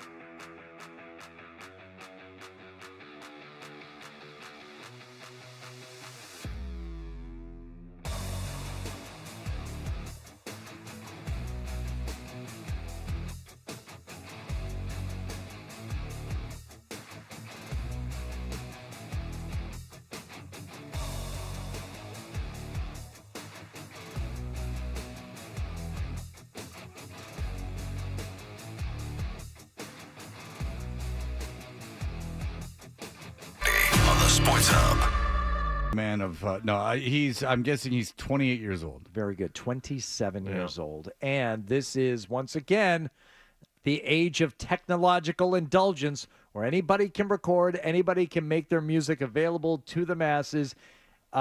He started writing songs at the age of 8 and uploaded them to SoundCloud and YouTube, where his music began to gain exposure. Technological indulgence. Listen, good for him. Well, listen, he plays this guitar. He plays a guitar, which is more than most. Did you see how quickly Tyler Milliken's cousin was moving down the hall? He had something up in his hand. I said, "Come and tell me." I said, "Are your friends into him? Are you into him?" Absolutely. He's saying tickets are like $800. Get him prices at $800. Good tonight. God. Well, I mean, you know how many stainless steel crucifixes or crosses you could buy with that? You could buy 800 of them. If he was busking outside of Fenway, you would walk right by him because you wouldn't. Listen, it annoys me that guys with acoustic guitars, as I've gone over a million times on this show, really bother me. Like, I don't like it. First of all, if you're doing it at a party, which I had not seen in years and years and years, like you're doing it as an obvious attempt to get laid, it would be like having an enormous penis and just like showing it. Like you're just. I mean, it's an obvious attempt to get laid, and it's annoying everyone. Like, if you have an enormous penis and you just show it, you're breaking the law. You're annoying most of the people. Like, it's the same thing with an acoustic guitar. You're just sitting there going, like, have sex with me. Or someone who juggles. Wait a second. No, juggling's art. Hold on, Todd. Whoa. You see, I'm here researching ticket prices, and you're taking shots at me. You know, not fair. How was this guy nominated for Best New Artist? Because who else is going to be Best New Artist? Tyler Milliken's cousin is lying to us. You can get into that show tonight for as low as $270. Oh, Tyler Milliken's cousin. But I want to be really close so I can see his fingers dart around the fretboard. Can you imagine the pyro at this show? My goodness. Ooh, Tyler Milliken's cousin. By the way, young Nicholas is finally going to the doctor. Young Nicholas, who woke up in his own feces, covered in head to toe. He was laying dead, near death in his own feces. Nicholas, come in here quickly. We won't have a lot of time, so you got to hustle. Maybe we'll could get him at 8:30.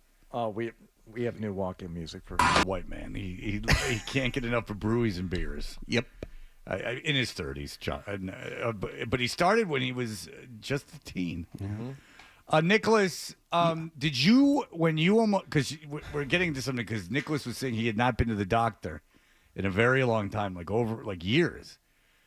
When you were in your own feces, almost dead, did you see a light or anything? Do you remember anything from that time? I'm almost being serious. I've said before, I don't remember much of that.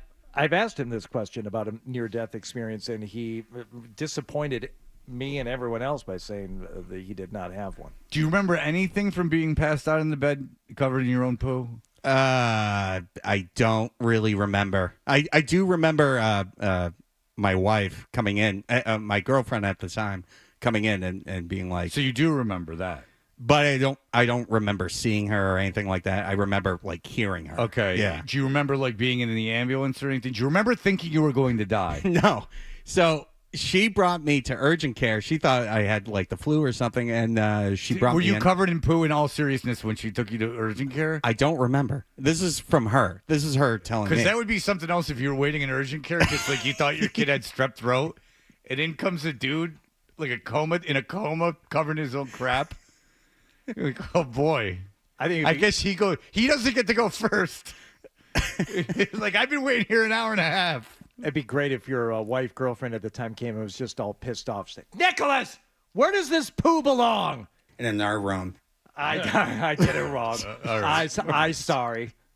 All right, Nick. But so she took you to urgent care. What did urgent care say? They were like, "No, this guy needs to go to the hospital right now." And did they call an ambulance? They did, yeah. Oh, yeah. So they brought me to.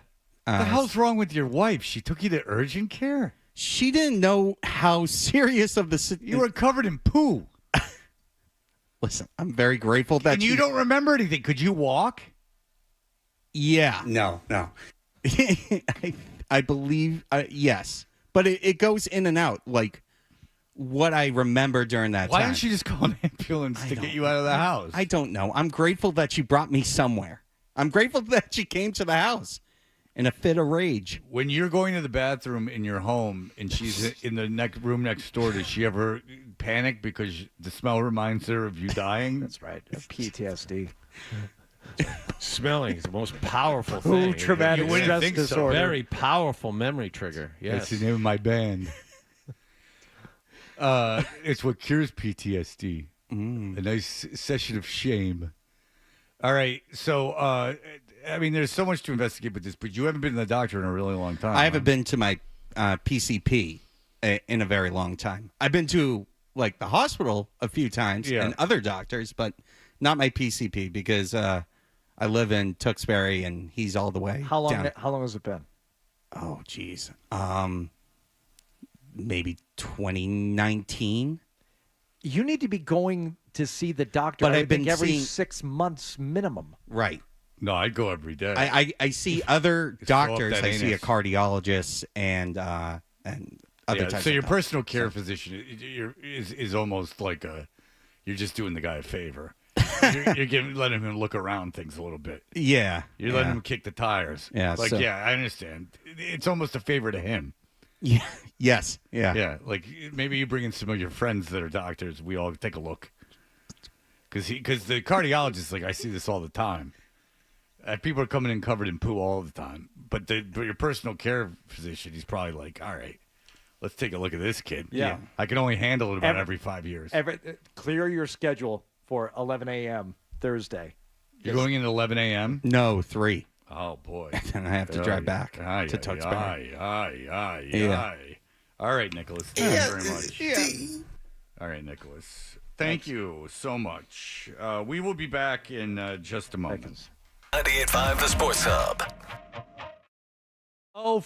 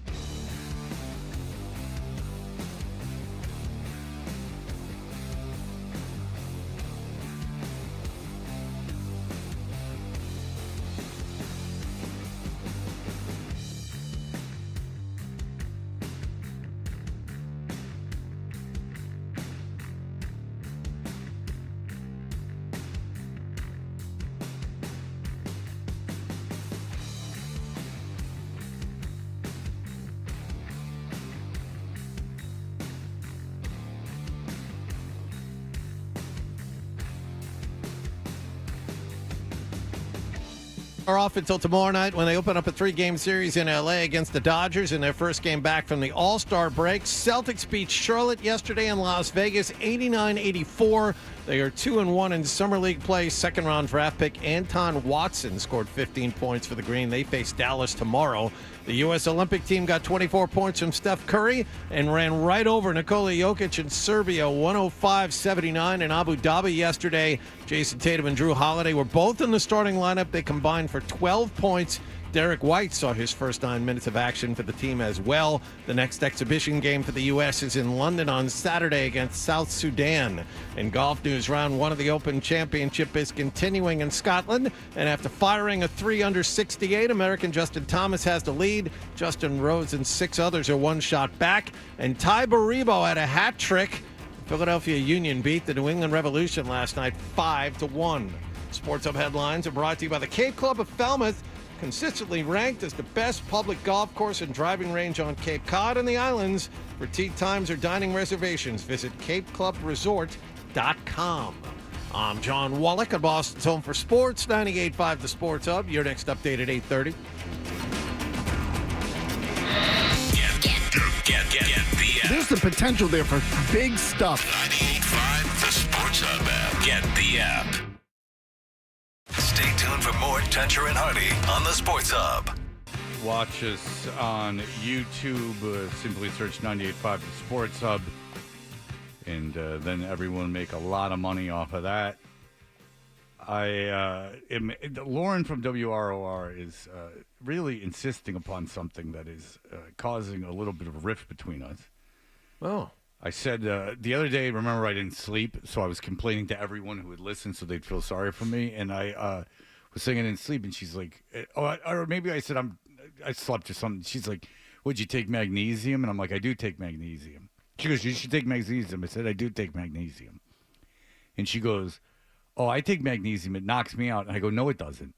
It doesn't knock you out. That's not true. And she's like, yes, it does. And I'm like, no. I'm like, isn't this what you were complaining about yesterday when you have an experience, so like you did about rehab, and you said it wasn't terrible, and then somebody called in and said it is terrible, and you were complaining that other people will defy you and your experience. Okay. Now you're doing the same thing to her. I didn't say she didn't fall asleep, or she didn't fall asleep in a bed, or she didn't fall asleep in her house. Those are facts. I'm saying that the magnesium is not what made her fall asleep.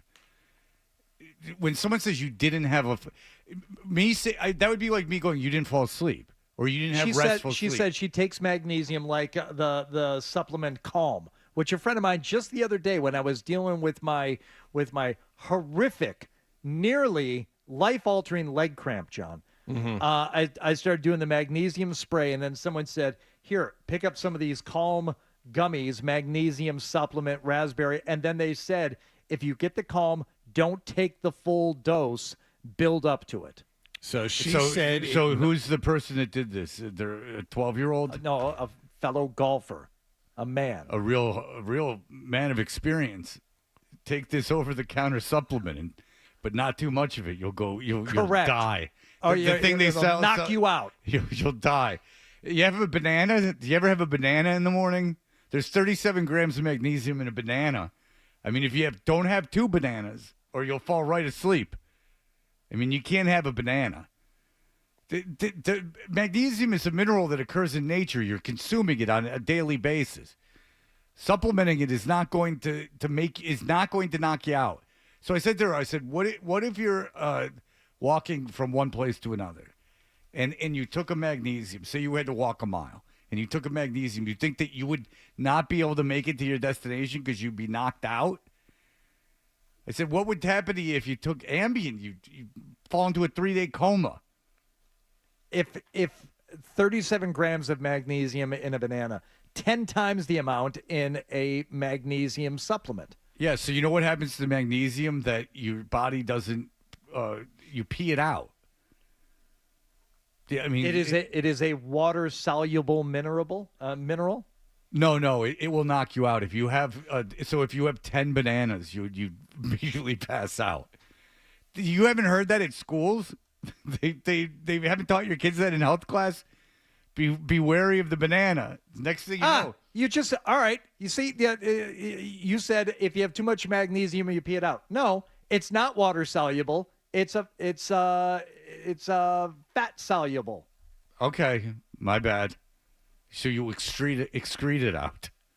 Sounds like she had an experience, and you told her experience was wrong.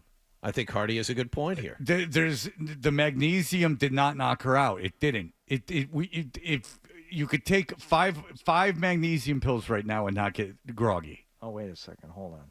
It becomes water soluble when combined with oxygen. Where do you get oxygen? Well, you had already trumped me. Why'd you even have to correct yourself? Because you knew the people would start texting. Oh, yeah. Right? He got ahead of the emails. He did. I mean, because the water soluble was the whole argument. That's not the whole argument. The whole argument is this. Somebody has an experience, and you say, no, you didn't, which is exactly what you were complaining about yesterday. I didn't say she didn't have the experience. I said it didn't happen for the reason she said it did, which is a completely different thing. I mean, so you're saying she's crazy? She's hysterical? I'm saying that people like to think that psychosomatic things are very powerful. Psychosomatic. And I think it's the same thing with melatonin. Is people tell you to take melatonin, and they're like, "Oh, it knocked me out." I was depressed, Fred, and then I took St. John's Wort, and now I'm the happiest guy on the planet. So you tell me, is that all in my mind? I was looking at the phone. Yeah, no, it's not. I don't know. Dave, go ahead. Hey, Fred, so there are several different types of magnesium. Get on it. One type is magnesium L-threonate, and that combined with glycine will certainly get you tired within a short amount of time. Boom. So, and I can buy both of them at CVS in the vitamin aisle. Correct. And then if I take them, it will knock me out. Like if I'm in an airplane and I take and I'm a nervous flyer and I have a 5-hour flight and I take what you just said, that combination, I won't even be able to fight it off. I will knock me out to sleep. Your eyes will start closing within a half an hour, and you won't be able to keep them open. Magnesium L-threonate and glycine. Okay, no, that's not true. What about glucosamine and chondroitin? Okay, do you believe that someone who has had an erection in a year can take a combination of vitamins and like St. John's Wort or whatever? Yeah, doesn't matter. Yeah. I'll give you the whole tree, and then they'll get. What do you think would be more effective? Going to a place where they inject your penis with a solution that automatically creates the situation, or taking the mixture of vitamins and plant byproducts? Which is going to be more effective? Yes. Well, the immediate injection. Okay, what's going to be more effective, a Viagra or what Doug Flutie pimps? I'll just ask you this, What's more likely to knock you out, fentanyl or magnesium? But then I can go a long way with it because I know fentanyl's the extreme. What's more likely to knock you out? Me giving you a magnesium pill right now or hitting you in the skull with a ball-peen hammer? I mean, both seem like legitimate options. What's more likely to get me in jail is you hitting me with a ball-peen hammer, because then I'll unleash these two dangerous weapons, my left and right fist. You'll hit me with a ball-peen hammer, you better kill me, because I'm coming back twofold. Mr. Jack Johnson, Mr. Gentleman Jim Corbett. Put him up. Marcus of Queensberry rules. I just don't like when people say they insist that they get knocked out by things, because it cheapens the experience of actually getting knocked out by a substance. I think you are so calloused by the amount of chemicals that you've introduced into your body over the course of nearly 50 years that you no longer have a normal person baseline for chemical reaction. That's right. I know I'm right. So you're saying that my kids, you know what? If my kids said, "Dad, I'm taking 2 magnesiums," I would, because they're virgin. There's the LBF. Virgin bodies that have not had any drugs, to my knowledge, in them, illicit substances, and they've really not ever taken any like pain pills or anything. So virginal systems, to my knowledge. They don't take Advil or Tylenol like when they're sick or have fevers? Opiates, prescription pills. Okay. Jesus Christ. You said they haven't taken any pain medication. all right. You understand what I'm saying? They have not taken prescription medicine. Come in here, then. You come in here. Let's get this out of the way. Let's get this out of the way. She's here. It's great faith. Over here. Come sit down. The glowing light over Lauren, here. sit down. Right there.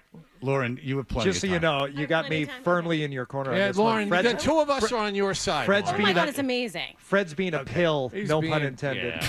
I'm getting cheers from the ladies. All right? What are we talking about? There's- Magnesium? Magnesium. Danielle, you don't believe that. Why are you clapping for her? You don't even know what's in going here. on. Get them all in here.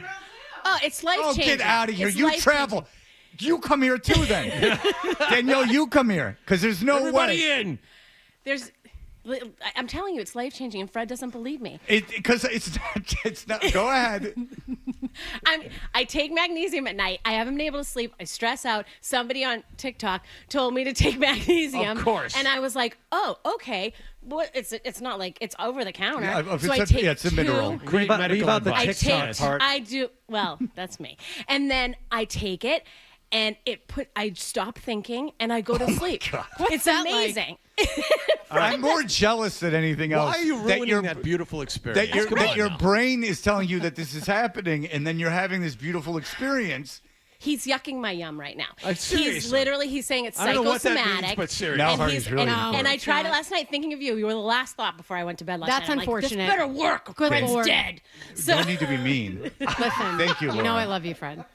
But magnesium, have you ever tried it as a supplement? Yeah, I need harder things now. That's what she said. But I have tried it as a supplement. Yeah, okay, and there's no way it knocks you out. I have to do at least 500 milligrams to get knocked out from that. It won't knock you out, though. It does knock you out. If you took 500 milligrams right now, it would knock you out. It would make me sleepy enough to like quiet the voices in my yes. I don't think that it slows down the voices. It would. So if you were flying, like you No, plug it. flying. I'm taking. What do you prescription drugs take? to fly. All right, there you go. Okay, so here we go. Yeah. Danielle, I think this is my overreaching point. But I got a show to do. Yeah, me too. All right. Go. Okay. Bye. Love you. All right, Danielle. Yeah. I Love you. stand by Thank my you. magnesium. Good to see you, Daniel. All right, very good. You both Good to have see you, do Lauren. shows. Everyone go listen to their shows. Stop listening to ours. What pills do you take to quiet the chorus of voices that are in your head, Fred? Prozac. Then I got to take Wellbutrin to counter the Prozac, and then I take gabapentin and Rehab Busport. doesn't take those voices Busport. away. They got to help otherwise. Jesus, John. My God. JP, go ahead. Yeah, first of all, Hardy's 8 million% correct about the point from yesterday. That's Literally too many. screaming in my car right before he says it. Yeah. That's The- too the That's too many argument is that- percentage points. Go ahead. The argument is that 4-year-old of if I said, "Oh, saltine crackers make me poo my pants," and you say, "No, it doesn't." Well, everyone's bodies are different. You don't know. Oh, JP, I don't think that bodies are different to that much. Nick, did you have that's not saltine true. crackers that day before your wife came home and found you? Is that what happened? His arguments is everybody's body is different. Yes, Right. Of course they are. Like people say to me, it's like, how can you drink Mountain Dew at night after 8 o'clock? Because it doesn't affect me. Other people, if they drink a Mountain Dew at 8 o'clock, they'll be up until 2 o'clock in the morning. Yeah, but there's another thing of saying Mountain Dew. If I had to run a marathon, I would drink a Mountain Dew, and then I would be, it would have the effects of like amphetamine on me. Magnesium is not going to alter your thinking. It's not going. It doesn't affect the brain that way. The bottle that you buy at Walgreens is called Calm. It calms you down, Fred. Very good.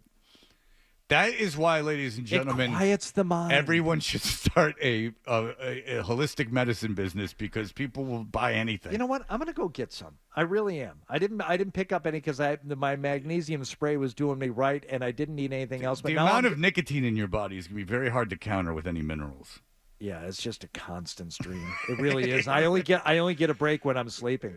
The rest of the day, I'm not joking. The rest of the day, it's a constant drip. Do you ever wake up in the middle of the night and need nicotine? No. Okay, that's No, good. That's not a John. really good. It's Yeah, not a John Johnny Mellencamp situation where he would wake up 5 times a night and smoke a cigarette. Well, then he wondered why he had a heart attack. And then he would wake. Well, also how bad sleep is that? But he would sometimes wake up and he'd go to sleep with an empty ashtray, like a girlfriend would go to sleep with an empty ashtray. You go to sleep with an empty ashtray. You wake up, there'd be like 5 cigarette butts in it. Yeah. And you didn't even remember, like half asleep, he'd be smoking. Yeah. His body needed it so bad. So, no, I don't think calm's going to do a lot.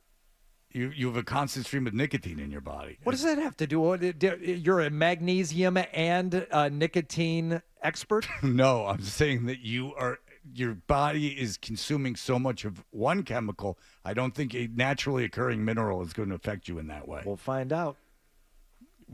Don't. I don't want to be responsible if you take too much of it. If I don't show up until like 8 o'clock tomorrow morning, you'll know why. It's because I took a half a Calm gummy. Don't take a whole one. No, I've already been warned to build up to the full dosage. Guys shooting 10 bags of heroin a day, but you can't take half a Calm. That's like Supersize Me when the guy was eating all the McDonald's. Ooh, my tummy. I took one Advil. He got Me Too'd, by the way. I took one Advil PM last night at 9:15, and it took me like an extra 15 minutes to wake up this morning. It knocked me That's out. got that Benadryl in it, though. That's a like been created in the laboratory. That's not a naturally occurring element. Jillian, go ahead. You don't. The coca leaf is a naturally occurring element. Yeah, but it has to be synthesized in a way that's almost pharmaceutical. When you want, I don't know. Watch Papillon. When they're running through the jungle, they're chewing out the coca leaves. Okay, what is the best kind of cocaine? It is termed what? What grade cocaine? Pharmaceutical grade. Thank you. Jillian, go ahead. Okay, so I've been wanting to call in forever, and this is the only thing I've felt passionate enough to call about, this magnesium thing. Yeah. All right, Jillian, you go. So I'm on this Wellbutrin, too, and I'm on this gabapentin, and I take a few gabapentin to go to sleep. And that makes you go to sleep. God bless you. I mean, it I take it in doesn't. the morning. I take I take 500 milligrams of gabapentin before I go to work. All right, well, then you're immune, but someone that's also kind of you're immune. Go ahead. It's very safe to take a lot of it, but the magnesium thing works. It won't knock you out. Knock you out is not the right phrasing, but That's it what will she make said. you feel dopey enough to kind of slowly, if you're in a bed and you're like, all right, I really want to go to sleep, it does kind of quiet the voices. It really kind of does. I take magnesium at night before I go to bed because it's supposed to give you better quality sleep. I'm not convinced of it, but I do it. My point was it doesn't knock her out. Like she was like, it knocks you out. And I'm like, no, it doesn't. It doesn't. But it makes you stay asleep. Like, because my thing is, I can fall asleep, but I can't stay asleep, and I'm awake for hours. Maybe that might be the case. All I'm saying, don't knock you out. All I'm saying is if you're having a panic attack on a plane and you take a magnesium, you ain't not getting knocked out. Maybe if you ate like 50 of them, I'll say yes. I think you could eat 50 of them and be just fine. I think that you could have as much magnesium as you want. Vitamin K, I know you can't because that will but maybe you can have as much magnesium as you want. Maybe you'll get sick if you have some horrific amount of it. But I think that if you were on a desert island and we only had bananas to eat for a day and you ate 100 bananas, that it's not the magnesium that's going to make you sick. A magnesium overdose can lead to what is technically called as hypermagnesium. And how many milligrams is necessary for an overdose? Oh, by the way, can result from taking too much of a supplement or medication containing magnesium. Well, you could get too much magnesium from too much of a supplement? Yeah, that's right. Well, you just said you could take 50 and be fine. How many milligrams of magnesium do they say is too much? That will make you ill, that you will have a bad reaction? We'll find out after this. Very good. You do the research. I'm doing it. Somewhere there's some doctor who's responsible for making fentanyl that's saying, ha, ha, ha. All right. We'll be back in just a moment. More Toucher and Hardy on the way on the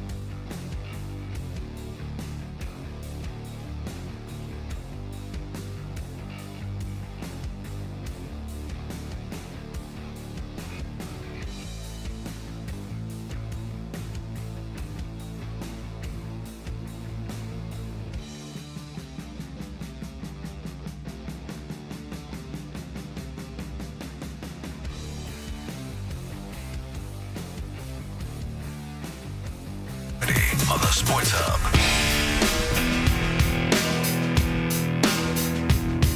All right, Andrew Callahan is the Patriots reporter columnist for the Boston Herald. He joins us on the Volkswagen Dealers Expert Hotline. I'd like your opinion on this, Andrew Callahan. I was talking to the fellas off the air, even though we just had two ladies in here. About magnesium? About magnesium. No, this is about you don't write your headlines, right, Andrew? Like the headlines on the internet or in the paper? Not in the paper. For the most part, I do online. Okay. So I like on ESPN, I follow the Jets because I like the Jets. So an article came up. We had talked about Dan Orlovsky saying that this is just about journalism. It's not about the actual story. So it said, we talked about it. He said Davante Adams might go to the Jets. So the headline on ESPN yesterday that came up on my feed was Davante Adams is definitely going to the Jets. It said definitely going to the Jets. I went, oh my God, something happened. I clicked on it, and it was just Orlovsky pontificating nonsense. But the headline got me to click it.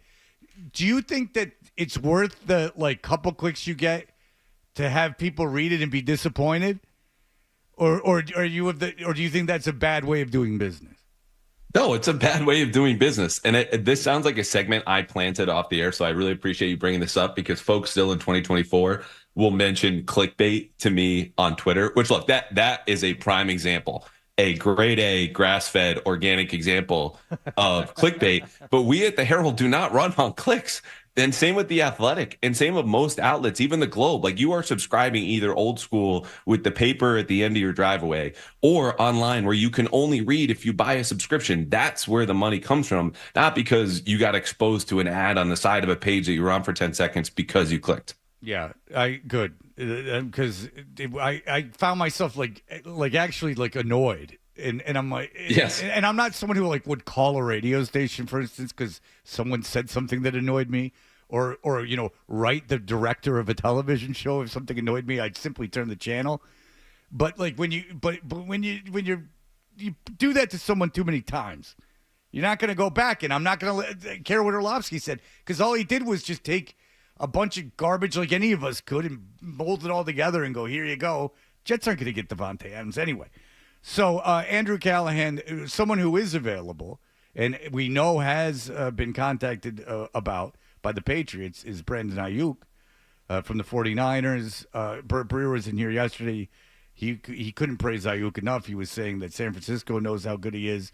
They want to keep him. They made a pretty good offer to him, but now he's going to want more money. Where do you think the Patriots stand on this, and where do you stand on Brandon Ayuk? I think the Patriots would love to have them. First of all, I want to get back to this in a sec. Do we have some clickbait where Hardy teased more magnesium talk in the next segment? Here we are not doing more magnesium. Yeah, that was on Hardy. Hardy's going to get talked to. Caroline Beasley's in town. By the way, Andrew, since you brought it up, 5,000 milligrams is the toxicity level. So if you were to take 15 supplements, you would be in the toxicity. Be in the red zone. You get a tummy ache. Thank you, Andrew. Good radio sense. Paying off that tease, something Fred could learn. Continue. Yeah, not a problem. So you're telling me if I want a good magnesium hit, just back it off a little, 4,500 would be enough. I think 14 pills and you're under the level. Yeah. Okay, good. I've been wondering, but watch out because you'll get real tired real quick. You take magnesium. If it's so useless, why do you take it? It every won't night? knock you out. I didn't say it won't help you sleep. I said it won't knock you out. If we talked about this off the air, if something can get you high.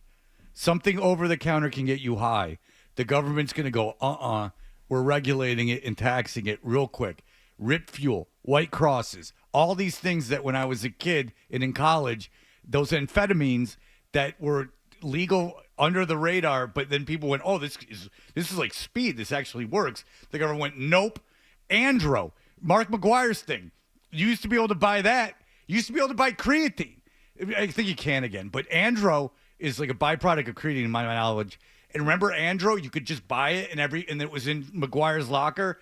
And then they went, no. It works too good. No. And thanks to you and your big mouth, pretty soon magnesium is next. Blame LB from the WROR morning show. Brad, would you give up a first-round pick to get Andro? Dude, I can get Andro. I'm on a testosterone cycle. Don't worry about me. I'm putting up 225. Look out, ladies. I got a 25 on each side of that barbell. Woo. You're in the 2 plates club. Yeah, baby. No. Not one on No, one on each side. Yes, yeah, that's two. what you mean. 2 by plates that. club. One in each hand or 2 on each side of the bar? No. I just 50 pounds and the bar. That's like 95. Yeah. All right. So anyway, so they would like to have Ayuk. Do you think that the 49ers are serious about it? But the Patriots would not be willing to give up a first-round pick next year. Do you think they would be? No, not at all. I mean, we saw they were reluctant to part with draft capital just a few months ago in this draft. And I don't think any of us expects them to be in a wildly different place, 9 months from now, because what did they do this offseason? They ran it back with the same roster and they added 2 new QBs, obviously new coaching staff, all of that. But the point is, this is a rebuild. And so if the 49ers price is a first round pick, you're not parting with what will likely be a top 10 pick.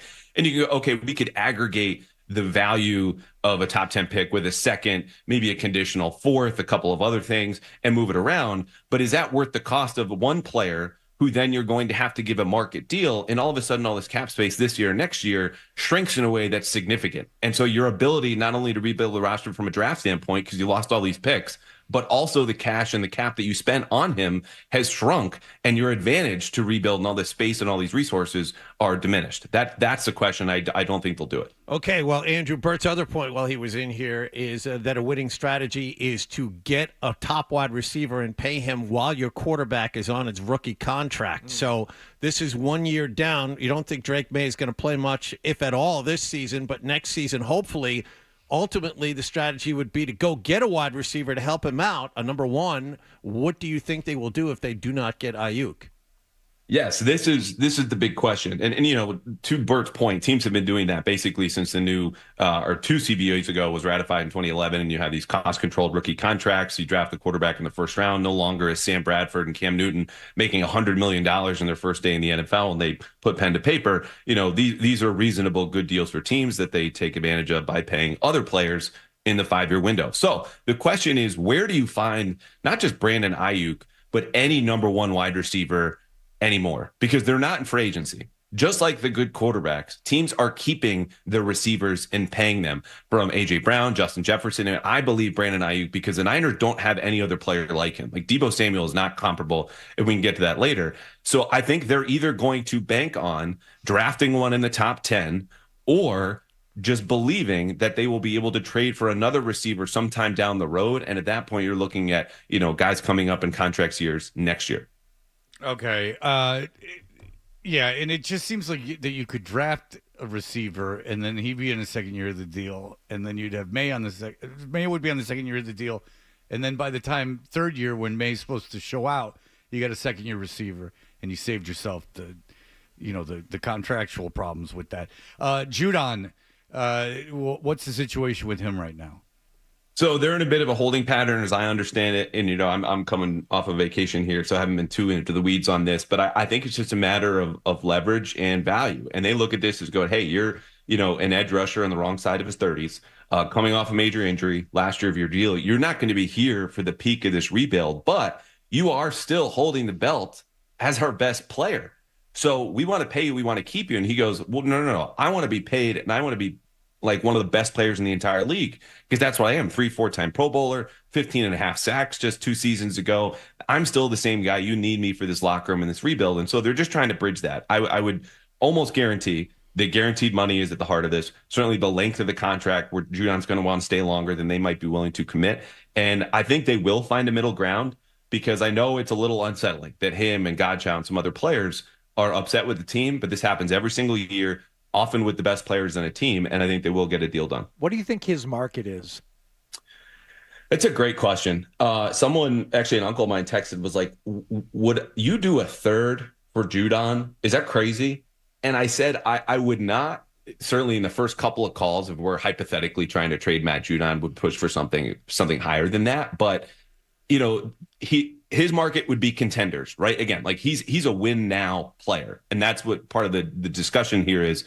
He's not fitting in a kind of type of a rebuild, but you still want good players. Good players are good. So I think it would probably be limited to the top 8-10 teams at the top, and then who's willing to part with a third-round pick. Not many teams willing to do that, period, for a younger player at another premium position, in L'Jarius Sneed, who was dealt from Kansas City to the Titans. So I think it would be narrow. and only the good teams, and then you're still just haggling over price. All right, Andrew Callahan, welcome back from vacation as training camp is about to get underway. Enjoy your last few days off. Yeah. When does training camp start again?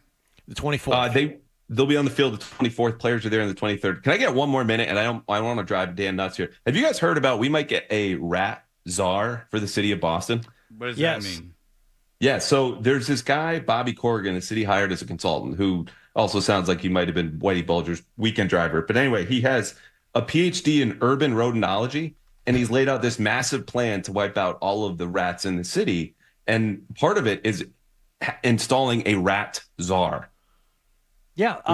Well, just put magnesium everywhere, and they'll all fall asleep and then pick them up and throw them away. Yeah. Andrew, you're absolutely right about this. And it was a story that I first saw in a couple of publications, but now the City of Boston website is talking about BRAP, which is the Boston Rodent Action Plan. Is he taking applications? You know, I don't know. I just don't like. How does this person introduce themselves at parties? What is urban rodentology? Which this guy's like been around for 30 years, and I'm just so fascinated, not by the rats, but just everyone around it trying to have the right plan and the right titles. Like, would you call yourself a rat czar? Would you have a more official title? But I don't know. I'm going to read actually more about this as soon as we hang up. Well, I can tell you right now, not to play spoiler, but the plans are to plant a bunch of magnesium supplements around dumpsters and other things, and then the rats, they just get knocked out. It knocks them out completely, and then they can just scoop them up with coal shovels and throw them in the harbor. I did that exact same statement, if not 2 minutes ago, 1 minute ago. But you were busy reading about the rat czar. You said they were going to give them magnesium? Yeah, and I said they would pick them up with shovels. That's awesome. Can we play it back like soon? Like I don't want to wait till the end of the show. I mean, I want to hit and I want to time the amount of time. Yeah, John didn't get it either. John is it less than 20 seconds? Andrew, did you hear that he just repeated the same joke that I made a minute later? Okay, thank you. At least you were paying attention. It's a fantastic. I mean, when hosts aren't listening is one of my favorite things, and when it happens to me, it brings me a perverse joy. Yeah, because I think, but don't feel alone, because I think Lockhart might be the only person besides me and Callahan out of all of us, the seven of us, that knew that happened. Oh boy, we're cooking with gas. Andrew Callahan, enjoy working in print media where you know your work is going to stand. We appreciate it. Thank you. Hold on, Andrew. I want to ask him about Judon. About Boston Herald. Thank you so much. Good luck, guys. See ya. All right, thank you. There you go. Good luck, guys. Great. Oh, I'm so happy that happened. It was almost entirely the same joke, because it was the magnesium and then it was the scooping with shovels. Get out of here. Oh, yeah, absolutely. Well, great minds. I got no reason to lie to you. Just tends that, yeah, you know. Maybe you took some magnesium, and that's why you were fading out so bad. I told you, I took one Advil PM, and what's good, though, is La La Land, like Wallach's unfavorite movie. What's good is John didn't hear it either, so we're all cooking. All right, here we go. And I'm not positive Dan heard it. All right, we're all good to go. All right, we'll be right back. Sports Hub headlines.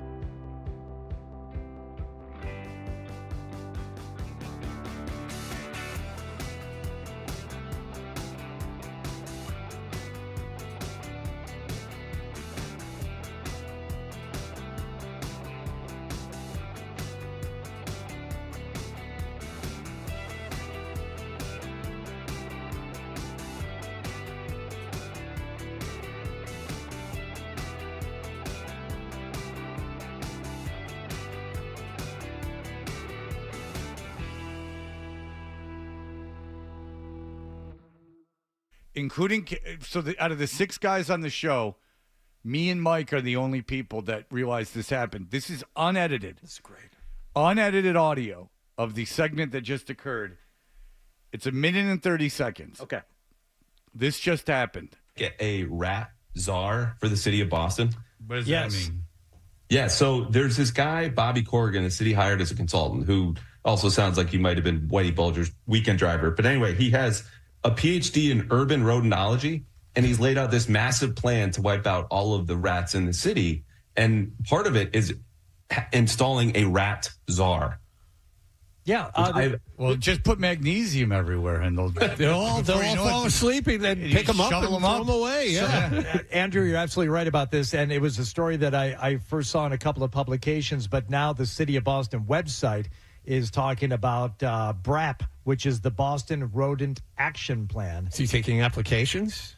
You know, I don't know. I just don't like, how does this person introduce themselves at parties? What is urban rodentology? Which this guy's like been around for 30 years. And I'm just so fascinated, not by the rats, but just everyone around it trying to have the right plan and the right titles. Like, would you call yourself a rat czar? Would you have a more official title? But I don't know. I'm going to read actually more about this as soon as we hang up. Well, I can tell you right now, not to play spoiler, but the plans are to plant a bunch of magnesium supplements around dumpsters and other things. And then the rats, they just get knocked out. It knocks them out completely, and then they can just scoop them up with coal shovels and throw them in the harbor. I did that exact same statement, if not 2 minutes ago, 1 minute ago. But you were busy reading about the rat czar. You said they were going to give them magnesium? Yeah, and I said they would pick them up with shovels. That's awesome. Yeah. How long was it, Hardy? 41.46 seconds. And there was John. I have a feeling that John is just... John got in on your joke. Yeah, I know, which makes it even worse. Okay, so in that 40 seconds you blacked out? No, that means he wasn't listening to me. I wasn't listening to him. I was actually looking at the British Open here to my left. That's what I was doing. So I didn't listen to you. John didn't listen to me. Correct. Dan didn't listen to either any of the three Have of I us. done that on the show? I think that blatant? That like I don't something is repeated or just zoning out? No, I've definitely zoned out. It's impossible not to. But I haven't. But I don't think I've zoned out and like repeated something like that. I don't recall. I don't think you have. I don't think I have. Maybe since I've been here. Maybe a question in an interview. Yeah. I'm sure I have. Yeah. But nothing that I recall, and I would definitely recall it. Like nothing I recall off the top of my head. I'm sure, and I'm sure I've done it in some way or other. Definitely, dude. During interviews, I have. I mean, you have to use those moments while the guy's answering questions sometimes. If it's a guy you have on all the time, you have to use that time sometimes to like do something. I mean, we are live on the air 45 minutes an hour. I think it's the most galling, though, when it happens during an interview, because that is telling your guest that I'm not paying attention to what you just said. And like doing it to you, we can laugh about it. It's like, you don't care. I don't care. I literally think it's funny. Right. No, and the mildly embarrassing, but more funny than anything. But when you ask the same question of a guest that just got asked, that sucks. Yeah. I feel bad about that. Unless there's someone that's why I only do it. I usually only zone out when there's someone we have on all the time, because then I wouldn't feel as bad. And a lot of times, like, they're just saying stuff you already know. Like, you've asked them a question because you know the answer and you want them to tell the answer. This isn't when you're having a real interview where you're having a conversation. This is, you have a beat writer on. Yes. You wrote a story about blah, blah, blah. What did you, like, what was it? And then you know the story. So there's really no reason for you to be completely listening. It would happen with us a lot in the, not now, of course, but in the early days of the Revs head coach interviews. Oh, they've made it fairly clear those aren't their favorite things. They went to the Dave Matthews. Yeah, like when we had Brad Friedel on, and it's like, we're just, and the Revs were great. They would give us like a lot of prep for the interviews, but someone asked like the first question, and then you're furiously reading through the notes to, find, the topic of your next question when the guy is probably talking about it at that moment, and then one of us would ask him about what he just said. That's not great. That's not good. But he's got to know. You're a soccer coach. This is not. This is a favor. I have to understand. Yeah, but different family own the team. No one's talking to you. Yeah. All right, Ed, go ahead. Hey, how's it going, guys? Hey. Hey, Hardy, one of my favorite things about you is your love of the movie Jaws and throwing out obscure quotes. Sure. Did I hear you sneak in Mike Rudy to Fred earlier when you said, I'm doing it? Were you channeling in the movie Jaws when you said, I'm doing it? No, and I believe that's from, is that a Jaws? Oh, yeah, the kids in the boat? Is that what you're referring to? I don't know. He had a lot of background noise, so I hung up. Yeah, it was tough to hear his exact question. Yeah, it was a lot of stuff going on there. I'd phased out. I'd already. Our friend Mike Dussault from Patriots.com, who is big Jaws freak, along with Perillo. Yeah, we've done that. The three of us would just do long segments during those 2-hour pre and post games about Jaws, and he sent me something the other day about a deleted scene from Jaws. Alex Kintner, the kid who gets killed relatively early on in the movie, the original, and there's a still available online where the shark like swallows the kid whole, and they show the shark like come out of the water and it takes him down, and it was so horrifying that they said we can't. You can't do this. And somebody, whether it was in editing or they decided maybe the shark didn't look great, but just the still image alone is so bad. They said, even in a movie about a giant shark killing people, we can't have this scene of this giant shark killing this kid. Indulge me very quick in 90 seconds because this is something. All right. So when was the first time you saw Jaws? How old were you? 8. Okay. If you saw a still or you saw a deleted scene from Jaws, would it kind of creep you out? Because like if I see Star Wars stuff like of them filming it, it like creeps me out. Because I saw it when I was a kid, and it just seems like it's weird. Like when it's Luke and Darth Vader, and they're on that like little platform with all the pillows under them. I don't like it, and the one that bothers me more than anything is the stuff they've done behind the scenes of Sesame Street and the Muppets. Yeah, that's kind of creepy too. Like anything I watched a lot when I was little, and then I see it behind the scenes. Like even Disney World rides with the lights on, like it's this like creepy thing for me. So I'm like, you're so into Jaws. I wonder if you saw, because now it's like, how many years later, 50 some odd years later since the movie came out. I mean, I love that movie so much, and it's so good. I don't want to see any of that stuff, and I'll read about it, and I'll read about like the making of it, but I don't want to see any of that because that part of me like actually believes that was a thing that happened. Right, or at least that the mechanical shark was going around. Sure. Carrie, go ahead. Hey, kind of going back a minute there to that segment on rats.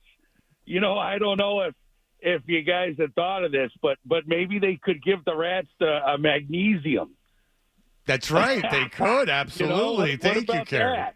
I don't know. I wish someone would have thought of that.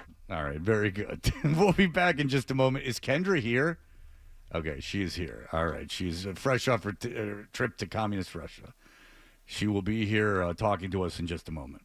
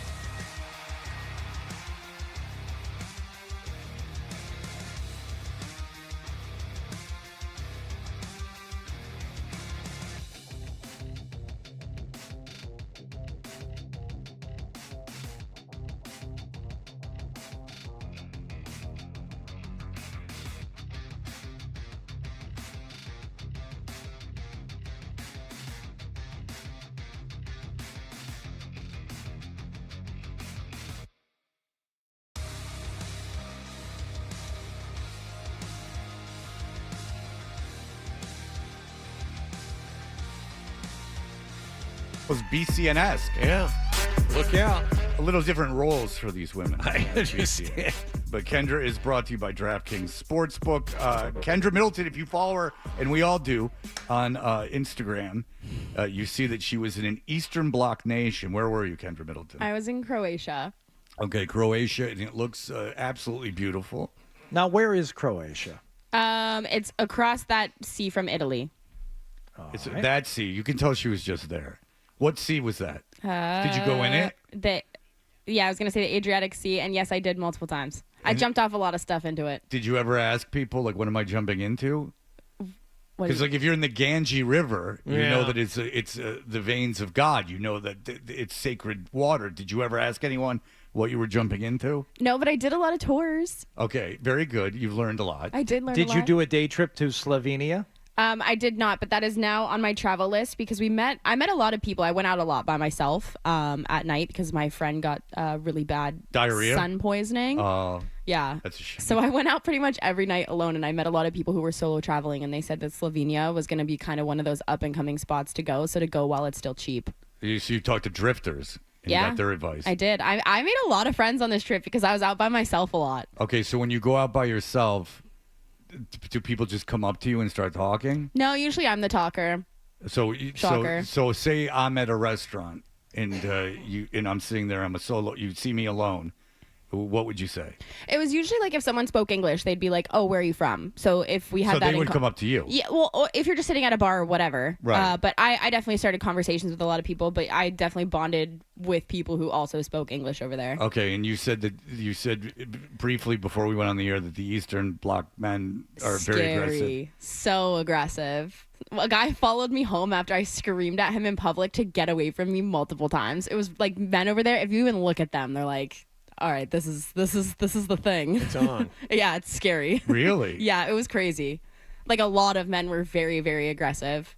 Oh, that's a shame. Yeah, I'm shocker. sorry. Eastern European men being aggressive. Oh, don't email her. Everybody wants Eastern European men. You're okay in my book. Everybody wants to know about the food when you go somewhere like that. Mm-hmm. Was it good? Was it only edible? Was it like the best food you ever ate? What was it? So I would say if you are trying to travel cheap, don't go there to eat because you're just their big thing is corn. I don't know what it is. They put corn on everything, like sandwiches and pizza. It's very expensive. Well, it's like my wife from Nebraska. Everything has corn. Corn, she feels Parmesan, obligated. Corn. Yes, we have corn with a lot of meals. So you got to support the industry. It's like driving. If you're from Detroit, you always drive an American car. Bingo. But the fine dining was incredible. Like their big thing is olive oil, truffle, wine, and prosciutto, those types of things. So I did a couple really fancy dinners. I did a Michelin star dinner out there. And the food, as long as you're fine dining, is incredible, and it's really cheap to do so as far as like fine dining. Did you go by goes. yourself to the Michelin restaurant? No, but one of the nicer restaurants I did go by myself. I ate cow tongue, and it was really good. You get that at a deli. John, is this another way you've turned your back on your religion? I've tried it. I didn't like it. You've never been to Katz's Deli and had the little tongue? Yes, I have been to Katz's Deli. Tried the tongue. Didn't like it at all. Oh, Jonathan. I thought it was terrible. I didn't think you could upset your people any more than you already have. Well, it's not like I didn't try it. I did try it. But you tried and you like it. You tried I have until to you like it. it. Yes. I have to like it. That's my fault. I ate cow tongue in Diocletian's palace. Like that's pretty cool. And why? In Diocletian's You're palace, gonna have to educate us what that is. He was one of the. I think that was the point of saying it. No, you guys, come on. He was one of the. I knew of you him don't before know I went over there. Thank you. Diocletian. He was a conqueror. Who are the flock over of there. seagulls? The band? Oh, very good. That's a reference. How about that? Fred. You got Yeah, it. Fred. You're 1 for a million. Thank Good for you. Wow. So did you make any lifelong friends? Definitely. In Croatia? Yeah, definitely. I met some people who are traveling the world right now. So anytime I travel, because I never shut up, I make friends. And anywhere I've ever gone, I've had friends that I've been friends with for years and years What and years. kind of people travel the world by themselves? A lot of them. No, I didn't ask the number. I said, what kind of people are they? Because it's a unique person that would go on traveling the world solo. They're definitely... Anybody who I've met that's solo traveling is very outgoing. Obviously, you have to be to make friends and make sure you know. But you don't want anyone too close. What do you mean? Because they travel alone. They're very comfortable in their own skin. They don't want people too close. Maybe they want to know a lot of people a little bit, but not anyone that much. Are you speaking from experience? No, I'm pontificating. I'm trying to get in the mind of the solo traveler who you've now experienced. Would you ever so much. solo travel? I don't know if there's another option now. Well, you have kids. More like womp womp.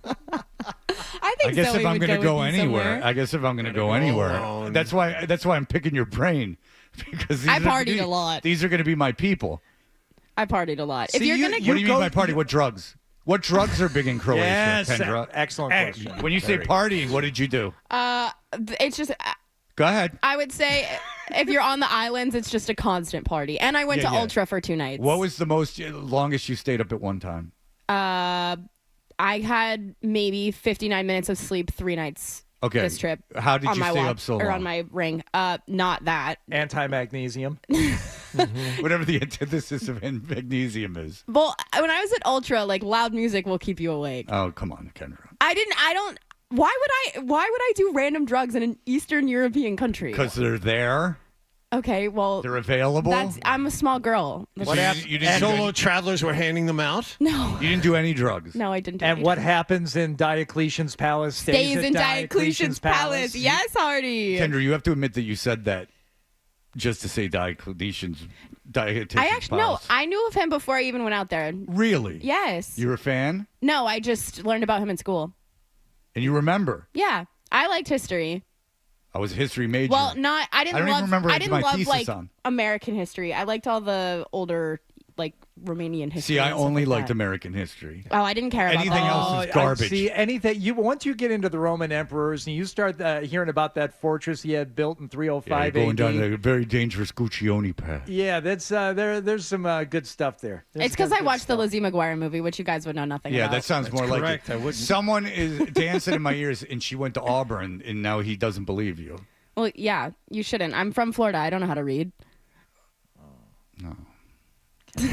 I don't know if that's fair to people from Florida. Well, I said it, and I'm from Florida, so I think it's fair. Oh, so it's like the N-word. No, oh my God. So you can say it if you're black, but you can't say it. Okay, I understand. Got it. If you're from Florida. The solo travel thing I like to do as long as I'm going to meet up with a couple of people like who live there. Like, no, that's just flying alone. Because that's not really traveling alone. Yeah, Because I've gone to Atlanta and Detroit and stuff. That doesn't count. And like stayed in a hotel by yourself. Yeah. See, I love that. I love that too. I love to solo travel. I also pet so many cats. There were so many cats everywhere. Yeah. Okay. Well, that's good. I'm sure that you. Thanks. Please don't touch me. Because I'm sure there's nothing. Those rabid Croat cats. Yeah. I'm sure that there was nothing going on. One bit me. I have a video of it. Oh Jesus, Kendra. I let her bite me for like Solo 5 minutes, and I traveling. was just drunk petting this cat. She's doing drugs. She's out Oh there. my God. She's out there at the. Mom, I promise I didn't do anything. She's out there at creepy Eastern European music festivals. Yeah, I was. The music kept her awake. I got to remember that one. Yeah. The music kept me awake. That's a great excuse. A guy tried to pee on my foot in the crowd. Yeah. There was an attempt. Yeah. He, actively walked over to you and tried that. Well, you're not walking anywhere in a crowd of like 50,000 people. You just whipped it out. Huh. Yeah. Did you do it back? No. I did not whip it out. No. Disappointing. So a guy peed on your foot in He the tried. crowd. He tried. What do you mean he tried? He had stage fright? He missed me and actually peed on somebody else. Thank God. So was he actively trying to do it on someone, or was he just trying to go on the ground and you were in a crowded place? Yeah, I think he was trying to pee on whoever was close to him, and he. Oh, it wasn't a youth thing. No. Well, that's a Croatia thing. You're marking territory. He's called and they do it a lot during tourist season. In Eastern Europe, that's called a saint. Eastern Bloc I guys didn't are even pay aggressive. you any money yet. You're already doing Did you guys watch Game of Thrones? It's like when when a bum washes your windshield. I did a lot of the Game of Thrones courtship. tours. Oh, nice. Yeah. It's called the Croatian hello.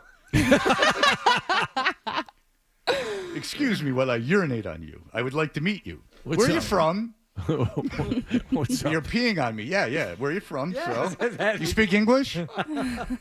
Me, not so well. Read a travel book. Jeez, instead of the fist bump. You never saw No Reservations? All right. Well, listen, Kendra, you were prepared. I actually texted you. I said, let's talk a little NFL. What divisions? We're going to break first, but what divisions did you pick? My mom is texting me about all of this right now, so thanks. What's for your that. mom's name? Deidre. Deidre. Yeah. You realize I've been quite a mentor to your daughter. And Deidre, I stop sending nudes, first of all. That has to stop. Oh, my God. My kids have access to my email. But believe me, I will get to the bottom of Kendra's illicit behavior in Eastern Bloc countries. But what football division did you pick? I didn't pick a division. I just picked a couple of. Okay, very good. I have golf, Hardy, because there's a lot of golf going on. I mean, it's enough to distract him, so he repeats jokes. I wanted to ask hear you. that. I wanted to ask you about that, but since it already started, we're going to have to do some of that wacky, in-game stuff. So, Kendra, did you notice that he repeated the same melatonin joke as me? I did. I was sitting in my car and I it's was a magnesium joke. You don't even remember your own joke. Oh man. Yeah, he's tough today.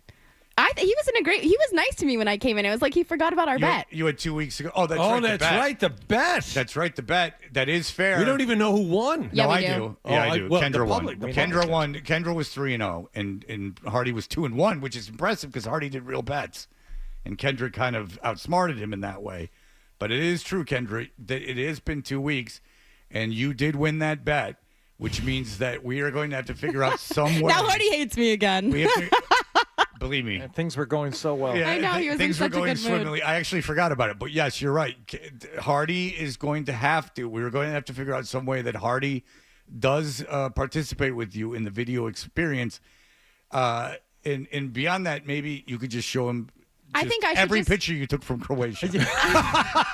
You want to punish me? Yeah, make me sit through her vacation I'll slides. just make him watch the video of the cat biting me for No, like a that minute would and a half. that would be fine. If I have Just to look see you at, get rabies would be She was very pregnant. exciting. She was very cute. No, show me all the food photos from I have lots Diocletian's of Palace. I only have one because they wouldn't really let you take any pictures. Oh, that's too bad. Or have your phone out. So Oh. yeah, I just took a picture of the cow tongue for my mom. Do you have a picture of the man urinating?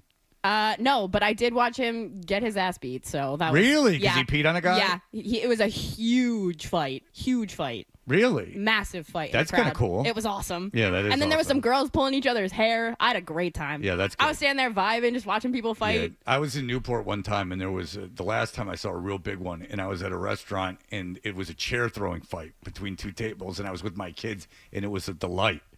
Oh, it was awesome. It's fun to watch other people fight as long as you're not Yes, involved. As long as you're, and there was no chance of us getting involved. It was well. Yeah. It was away from us. It was a lot of That's fun. the key. If it's far enough away, Yeah. and you feel safe, you're like, yeah. let's just relax and watch My this. kids and I were like, we were Yes. having a good Yes. time. It was the whole family. We were having a good time. To be fair, if he whipped it out on me, I probably would have started swinging. Oh yeah, you got it. Yeah. At that point, even if they're way bigger than you, if it's Oh, at it's least not throw even a punch. gender thing. I would have clocked him. No, Well, yeah, I didn't say- you either want to fight or you're so drunk that you're going to end up fighting as a result of something. I think if someone urinates on you, you have to throw Fair a game. punch. Yeah, like if you peeing or have to. spitting, game over. If you spit on me or you take a pee on me, I don't care who you are. Well, it's good I'm that you have swinging. standards. Thank you. You're big enough. If you spit on me, This is I a might not- consensual I might household, fight back. Hardy. Important to draw the line. If you spit on me, first of all, you're not getting the 20 unless I asked for it. And second of all, if you're big enough, I might let it go. But the peeing is where I think that no matter what, it's like prison. You got to hit the guy. Like that sets a precedent in your life. You wouldn't be able to live with yourself. I'd rather get my ass beat Me too. than let a guy pee on me. Yeah. There's a amount of respect that has to be followed. I agree. Thank you. We have Kendra. standards. Look Tell, at us. tell Deidre that I'm leaning you in the right direction. Thank you. I Deidre, think everyone loves you. Your daughter couldn't speak more highly of you. it's true. Love you, You guys bestie are girl. best friends. All right, we will be back in just a moment. Stay tuned for more Toucher and Hardy on the Sports Hub. Don't sweat a swing and a miss. Thank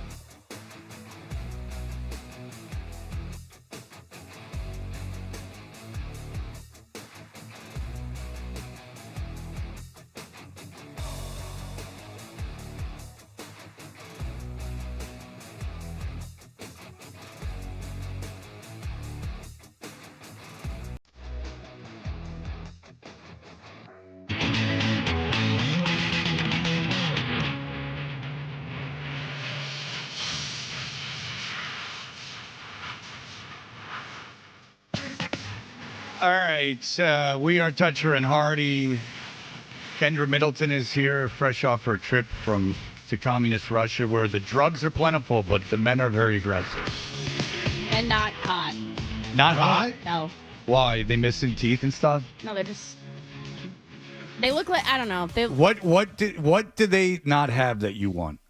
Nothing. I don't want any Eastern European men. What was the necklace situation on these men? Oh, did you see Tyler Milliken's cousin's necklace? No. Yes, you did. You liked the photo. What? We're friends on Instagram. I know, but I didn't notice that there was. Come in here, Tyler Milliken's cousin. Can I see the necklace? Yeah. How old are you, Kendra? Cousin 28. is speaking with his cousin. You tell me. Tyler Milliken's blocking the door. Yeah, I know. Milliken Senior is blocking the door here.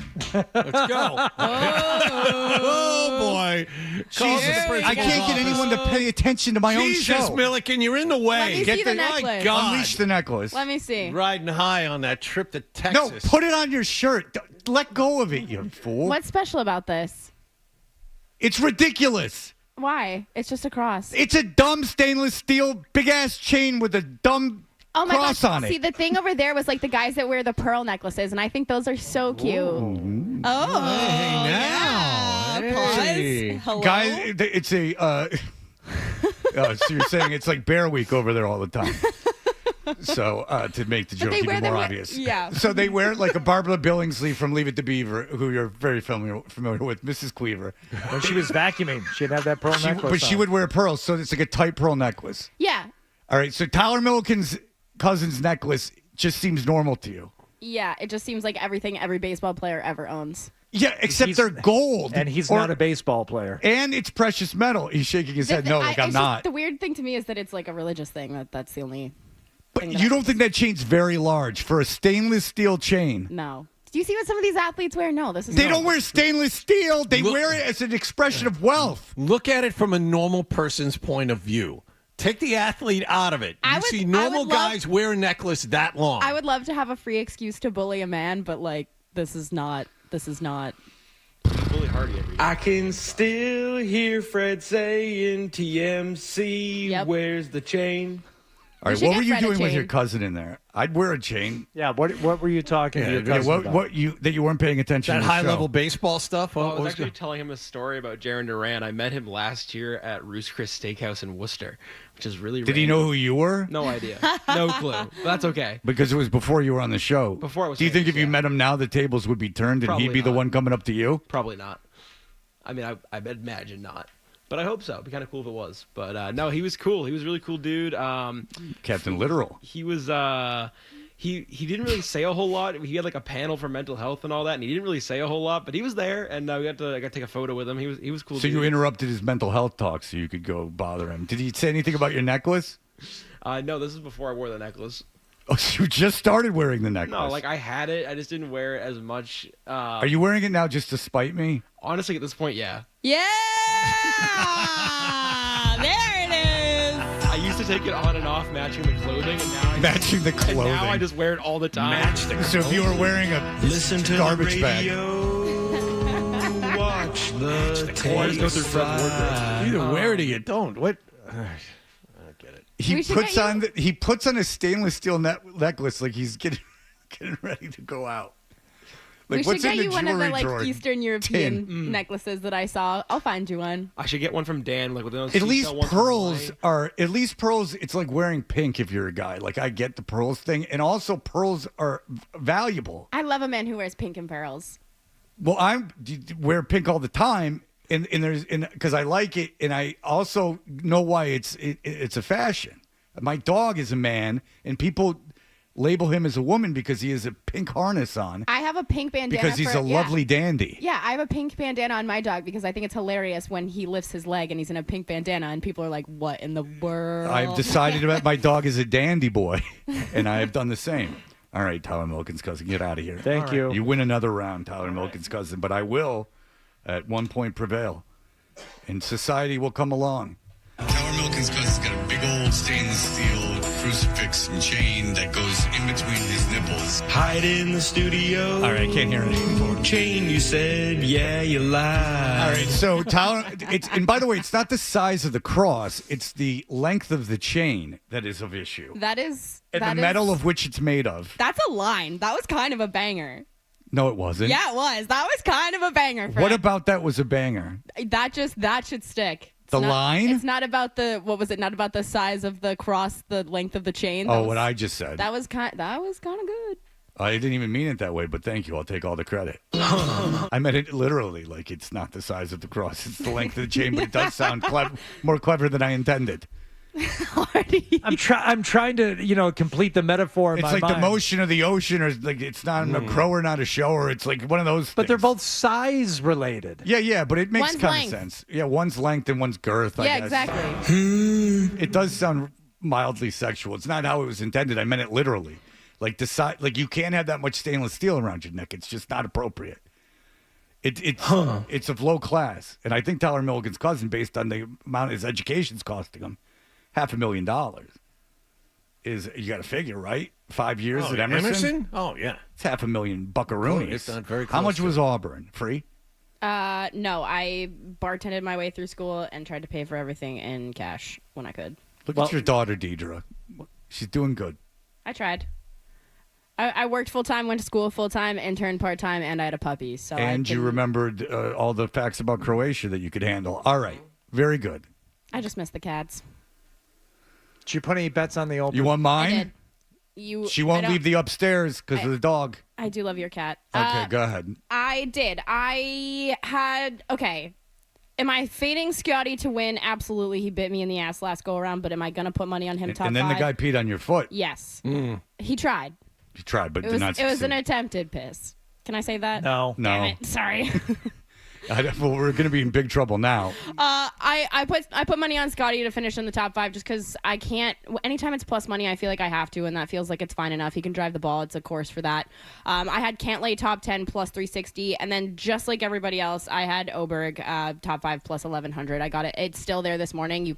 As of 30 minutes ago, I checked. That's the guy with the H and the weird symbol? Yeah. Okay, how do you pronounce his name? The A with the O on top of it. Oberg. It's Oberg. It looks like Okay. Aberg, but it's Oberg. All right. So those were my plays this morning. They were still available. I put some in before this morning, but I wanted to make sure what I was giving out was still available. I feel like everybody's chasing Ludwig this tournament. He's played really well his last 15 go-outs. So. Who's Ludwig? Ludwig Oberg. Oh, okay. What do you got, Hardy? My Colin Morikawa, which I always think he's good. Top 5, top 10. Where you got him? Well, I have him to win, but I also have him comboed up, and this is the only bet that I think would mildly interest you because the rest, I take 2 for everyone I pick to win. I get them twice, so that if they're near the leaderboard or whatever I said, I can sell them and get. Yeah. I have Oberg, DeChambeau, and Morikawa all to finish in the Bryson top. had a bad morning. I know, all to Sorry. finish top 10 at plus 1300. I faded Bryson at the right time. Sorry, King. Damn it. It's all right. It's all right. It's He just made eagle, though. I was going to say, there he is. Okay. Maybe we should keep running our mouth. Well, I should keep running my mouth. That got him to +5. That got him to +5. Yeah, I wouldn't worry about it. Yeah. So those are my British Open bets. Okay. As far as football goes, Yes, because I will start with this. I don't know if, but you don't even have to say it. The one bet that I took because I think, but then the money line is all crazy with it. It's minus money, but the Jets over 9.5. Yeah, that's my big play too. Yes, thank you. Because I saw that and I'm like, that's ridiculous. The Jets are going to win 10 games this year. There's no doubt about it. 10-7, that's nothing. Their division's regressed. I think that they have one of the easier schedules in the division. The big thing for me is that obviously Aaron Rodgers is the question mark, and had they had somebody serviceable other than Zach Wilson last year, they would have been in a better position. And the fact They that would have made the playoffs. They have Tyrod Taylor as a backup, fine. And a lot of people don't love Jordan Travis, but I really like Jordan Travis's situation that he's being put Jordan in. Travis is the quarterback from Florida State that got hurt and kept him out of the playoffs, his injury. And the Jets drafted him in 3rd round and Look at you third, spitting. 4th round. I'm a Jet fan. 3rd or 4th round. I'm just explaining because sometimes you say names and it's hard to follow. Sorry. What? People, I feel like, people here don't really watch college football, I guess. Yeah, no one knows who Jordan. Did you guys know who Jordan Travis Yes, was? You I did. did. Did you I know. already? No. Okay, so yeah, so one of the two. 5th round. Fifth round. Here's the thing. I feel like people know Jordan Travis because Florida State was left out of the playoff. Yeah, but you'd be surprised. So Yeah. and I don't think you're ignorant if you don't know about it. But so Jordan Travis, the guy Jets took, he's got, Yeah. what, he had an Achilles or a knee?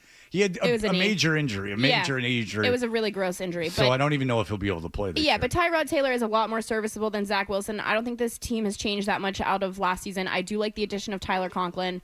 So I think that this team's going to be fine. Like I said, I think that their division has a tough schedule, and they have one of the easier ones. I said on Dan and I's show that as much as I do like the situation that Buffalo is in, I don't wish, I said this on our show, I don't wish injury on anyone ever. I'm not hoping for this, but it feels like sometimes you have to think about teams that are due for a big, season-ending injury. And for me, it feels like Buffalo's one of those teams. Tua's obviously maybe playing for a contract. We're going to see how that goes. Their secondary got a lot worse.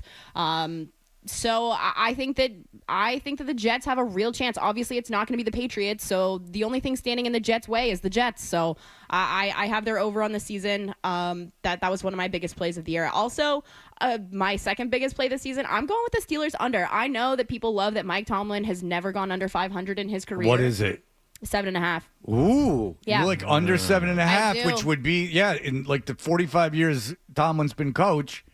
They've never been under 500. Yep, and so I think that that's a big play for me, just because this whole situation is such a mess. Like, Russell Wilson should not be their starter. I think it should be Justin Fields. I agree. I get that it's a little bit of a gamble because of the situation that Justin Fields is coming from. I just think that Russell Wilson's so washed. The only reason that he was able to do what he was able to do out in Seattle was because of Pete Carroll and the way that they operated that offense. He just is not the same.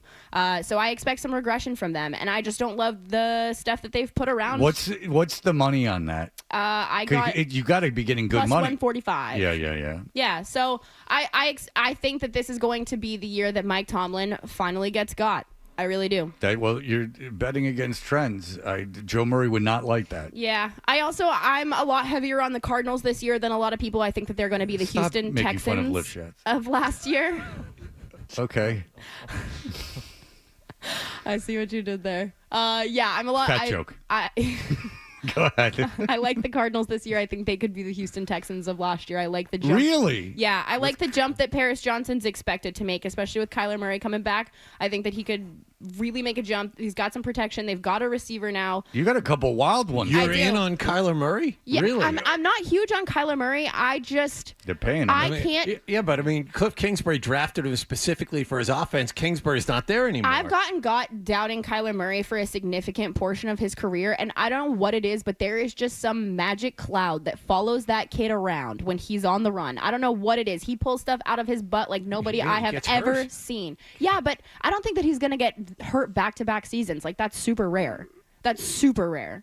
When have you ever, you know what I mean? Okay. So I expect, and they've added to their wide receiver room, and I think that really, really helps him. And the fact that Paris Johnson now has a season under his belt, you need a good left tackle for a short quarterback like that. You can protect his blind side. I really, really like what they did as far as adding Marvin Harrison Jr. Zay Jones is an absolute It's security a very tough blanket. division. Is it rare to get injured in back-to-back seasons? For a starting quarterback with a significant injury, yeah. I don't know what the percentages are, but that bothers me as much as Buffalo Bills are due for a season-altering injury. That seems like an odd thing to hang your hat But don't you? I'm not hanging my hat on it. I mean, they lost a lot of people this season. Okay. Yeah, Buffalo's not expected to be as good. Yeah, as like if you lose two of your top wide receivers, and what's the over/under on Arizona? You can shop around a little bit. I took it at 6.5. Okay. But the thing about Buffalo too, you've got to remember, I don't hate that. you have to It's a tough consider division. you have to consider that Josh Allen is one of the worst quarterbacks in the league at protecting himself. He slides head first, he makes risky plays, and sometimes you gotta look at the fact that's a factor. They tried to coach it out of him. That's a factor, and they just can't. All right. Well, there you go. Kendra Middleton spitting craziness. She's getting Hardy all mixed up. You're going to have to figure out when you two crazy zany kids are going to go out and make magic. Yeah, we'll coordinate that. Yeah. I'll stay out of that whole affair. I won't bring it up again so Hardy keeps liking me. Well, you probably don't have anything planned like in the next couple of days. You'll probably be doing something like next week. I have two friends that just texted me I'm about how much actually they like Kendra. Not super busy. Do you hear what No, I I'm just said? saying for when you're planning on doing your next video. Oh, I've been saving stuff for you. Okay, so next week, not during the British Open, please. Okay. You figure it out. Sacred. Mike. It's sacred. You guys do it. I don't want Hardy's wrath coming down on me. We could honestly, I was thinking, just so Hardy doesn't hate me more. No, you can't say that. Here's what He's we gotta could pay do. his debt. I know Hardy hates me. I'm not That's dumb. not true. What we could do is I'll just pick out a couple. We can sit in here during a break, film it in a minute and a half, and you guys can run it on your page. Oh no, we can do that, but I don't want to film it. No, we're not going to do it during the show. No. Oh no, Kendra, no. I was reading a text. I just pulled a Hardy. But no. We are not going to do that. You have to. It has to happen. We'll do it after the show. Okay. Like next week. Maybe I'll come in at like 9 o'clock again, and I'll stay after. Okay. Whatever. You kids figure it out. But you got to do it for real. I mean, if you're going to do it, you got to do it for real. I don't care where you do it or how you do it, but you got to do it for real. I mean, you got to show them how you make a video and how you set up the cameras and everything. That I insist upon. You guys do it wherever and whenever. Well, I film it on my phone, right? Yeah, Okay. I know. I know you film. Well, I heard you say that you thought I had a camera person that follows me around, and that's just Well, you have someone who takes pictures of you, Kendra. Well, yeah, but not for these videos. Okay, but you said like I heard you saying something like I'm an ass, and it's something I simply I think did you not think there's imply more that. more that goes into making these videos than. All I know is that it really annoys you, and that was the whole point. I don't care how she does it. Whatever. If it takes 10 minutes, it takes 10 minutes. It's 10 minutes of she has to sit down and show you all. The main thing is her showing. She's going through her social media. It's part. You got to be part of the process. She goes through the social media and she shows Trust the you. process. She shows you like oh, this guy said something mean and this guy said something mean, and that's how I think that would be what really annoys you. Not so much making the video. Correct. Yeah. You seeing the social media aspect of it would bother you. Yep. Hardy, how come it's different when I get hate from when you get hate, though? Because I know you've been in this industry long enough. Like, I know that you get... I have... It's taken a long time, and I don't do it consistently. I just responded to somebody yesterday, but I am now at 99% of the time, I ignore it. I ignore it. And I find that to be the healthiest, most effective thing to do. See, I like the hee-hee-ha-ha of it all. Okay. All right. We'll do it next week. All right, There's not got to be a lot of hee-hee-ha-ha. And I'm but not we'll going to do it. be here on Thursday, so you two kids can knock it out. That's You two right. it's going to be a Hardy and Kendra affair. John, I suggest you calling sick. Okay, good. And you just Whoa, let these two kids those go rats are huge. Sorry, the rats were on the TV, and you guys were talking about that earlier. The rats Well, are. get back to your route they're because gonna get Magnesium. she's dressed like she dresses. She's like the king of queens in here. She's got her UPS I outfit have on. dinosaur socks on. Look at that. Look at that, Hardy. She's got T-Rex, dinosaur socks T-Rex, on. T-Rex socks. The best. That'll be part of the video you guys make. She's very into glam metal of the 70s. It says Coach on the other side. That's the brand. They're Coach dinosaur socks? Yeah. That's a good use of money. Thank you. That's smart. She got him. Those are bootleg Croatia You ones. sure you're not going to be here next week? She got a Croatia. Oh, never Would you mind. like some dungaree? All right, very good. You know, in Croatia, the dungarees dungaree you. All right, very good. Kendra Middleton, how do people find your captivating social media? You can send Hardy DMs via me at Kendra Middleton on Instagram, at Kenny with an I Middleton on Twitter, because I refuse to say X. Good to Rebel, see you, Kendra. rebel. All right, Kendra. And it's she good that you will survived. fight you if you spit on her Or take a pee urinate on me. That's right. That's where you draw the line. But if you have a pregnant cat that wants to bite me, I'm in. Very good. So everyone, send your pregnant cat photos. Get them knocked up. All right, that'll be. We'll be right back in just a moment. Here are the headlines. Sports Hub headlines. Red Sox off.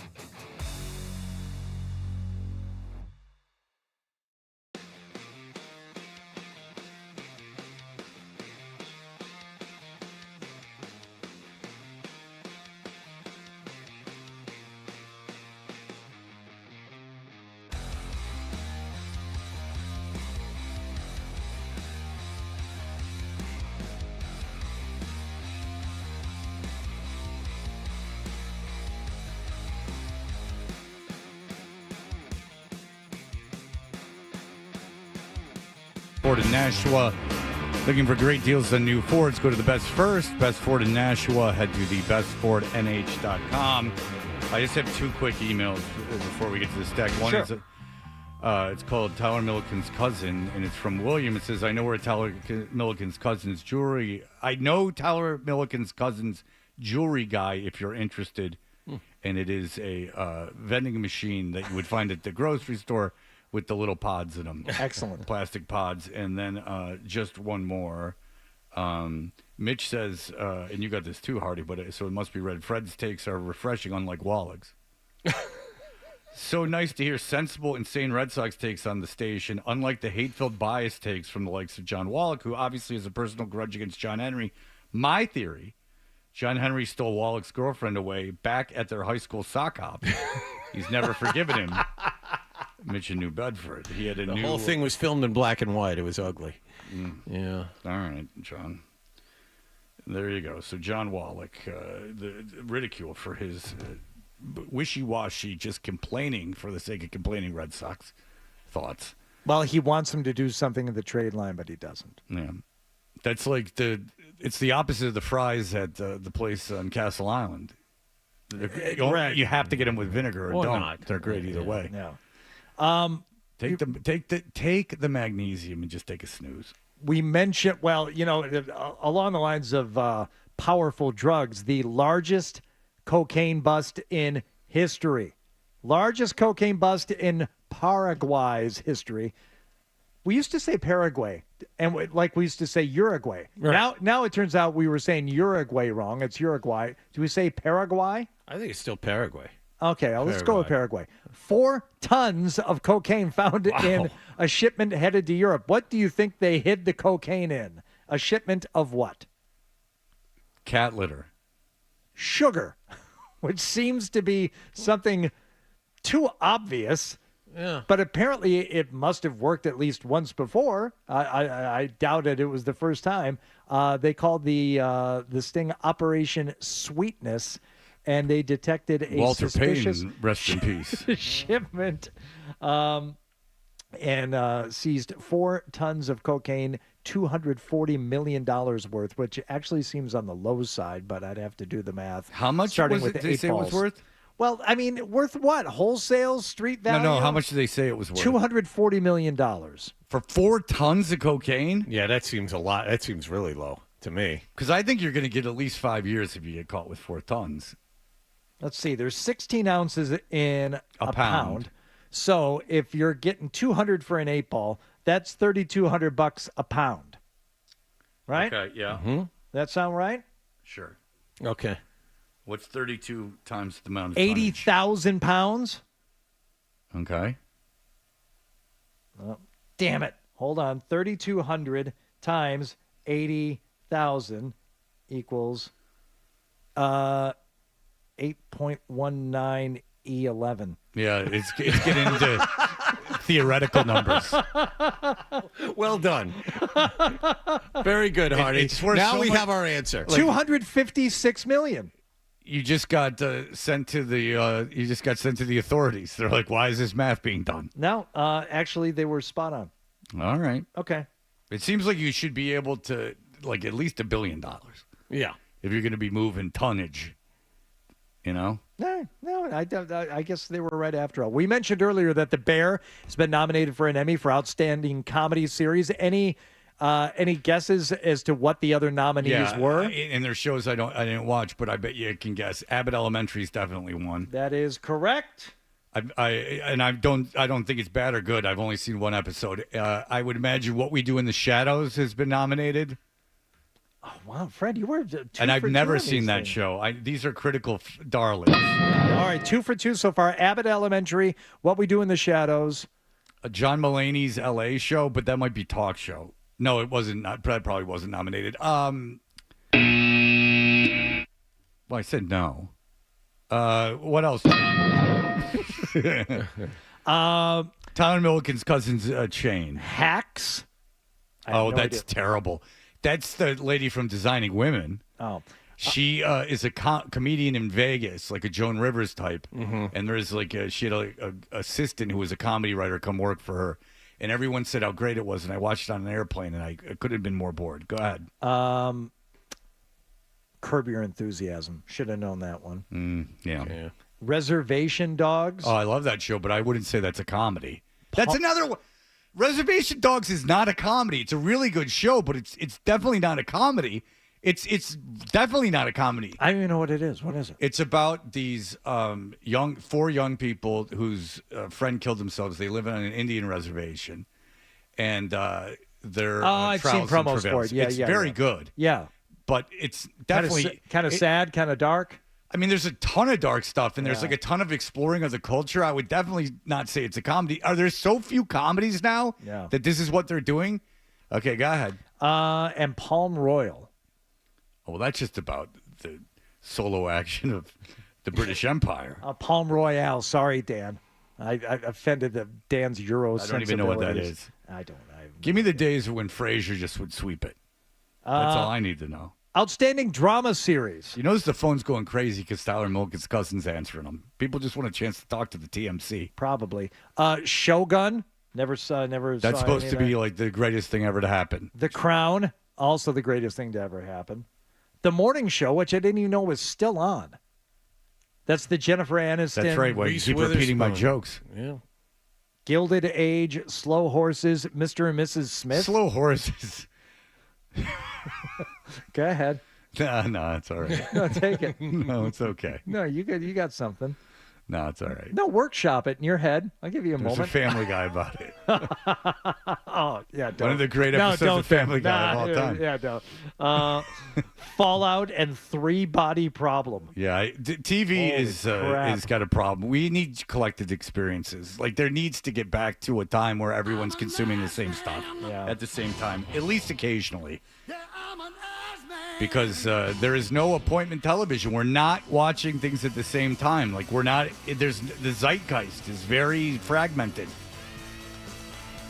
I mean, it's destroying this country. We've let technology get out of hand. Next thing you know, I'm going to be standing in Croatia listening to a guy play records while someone pees on me.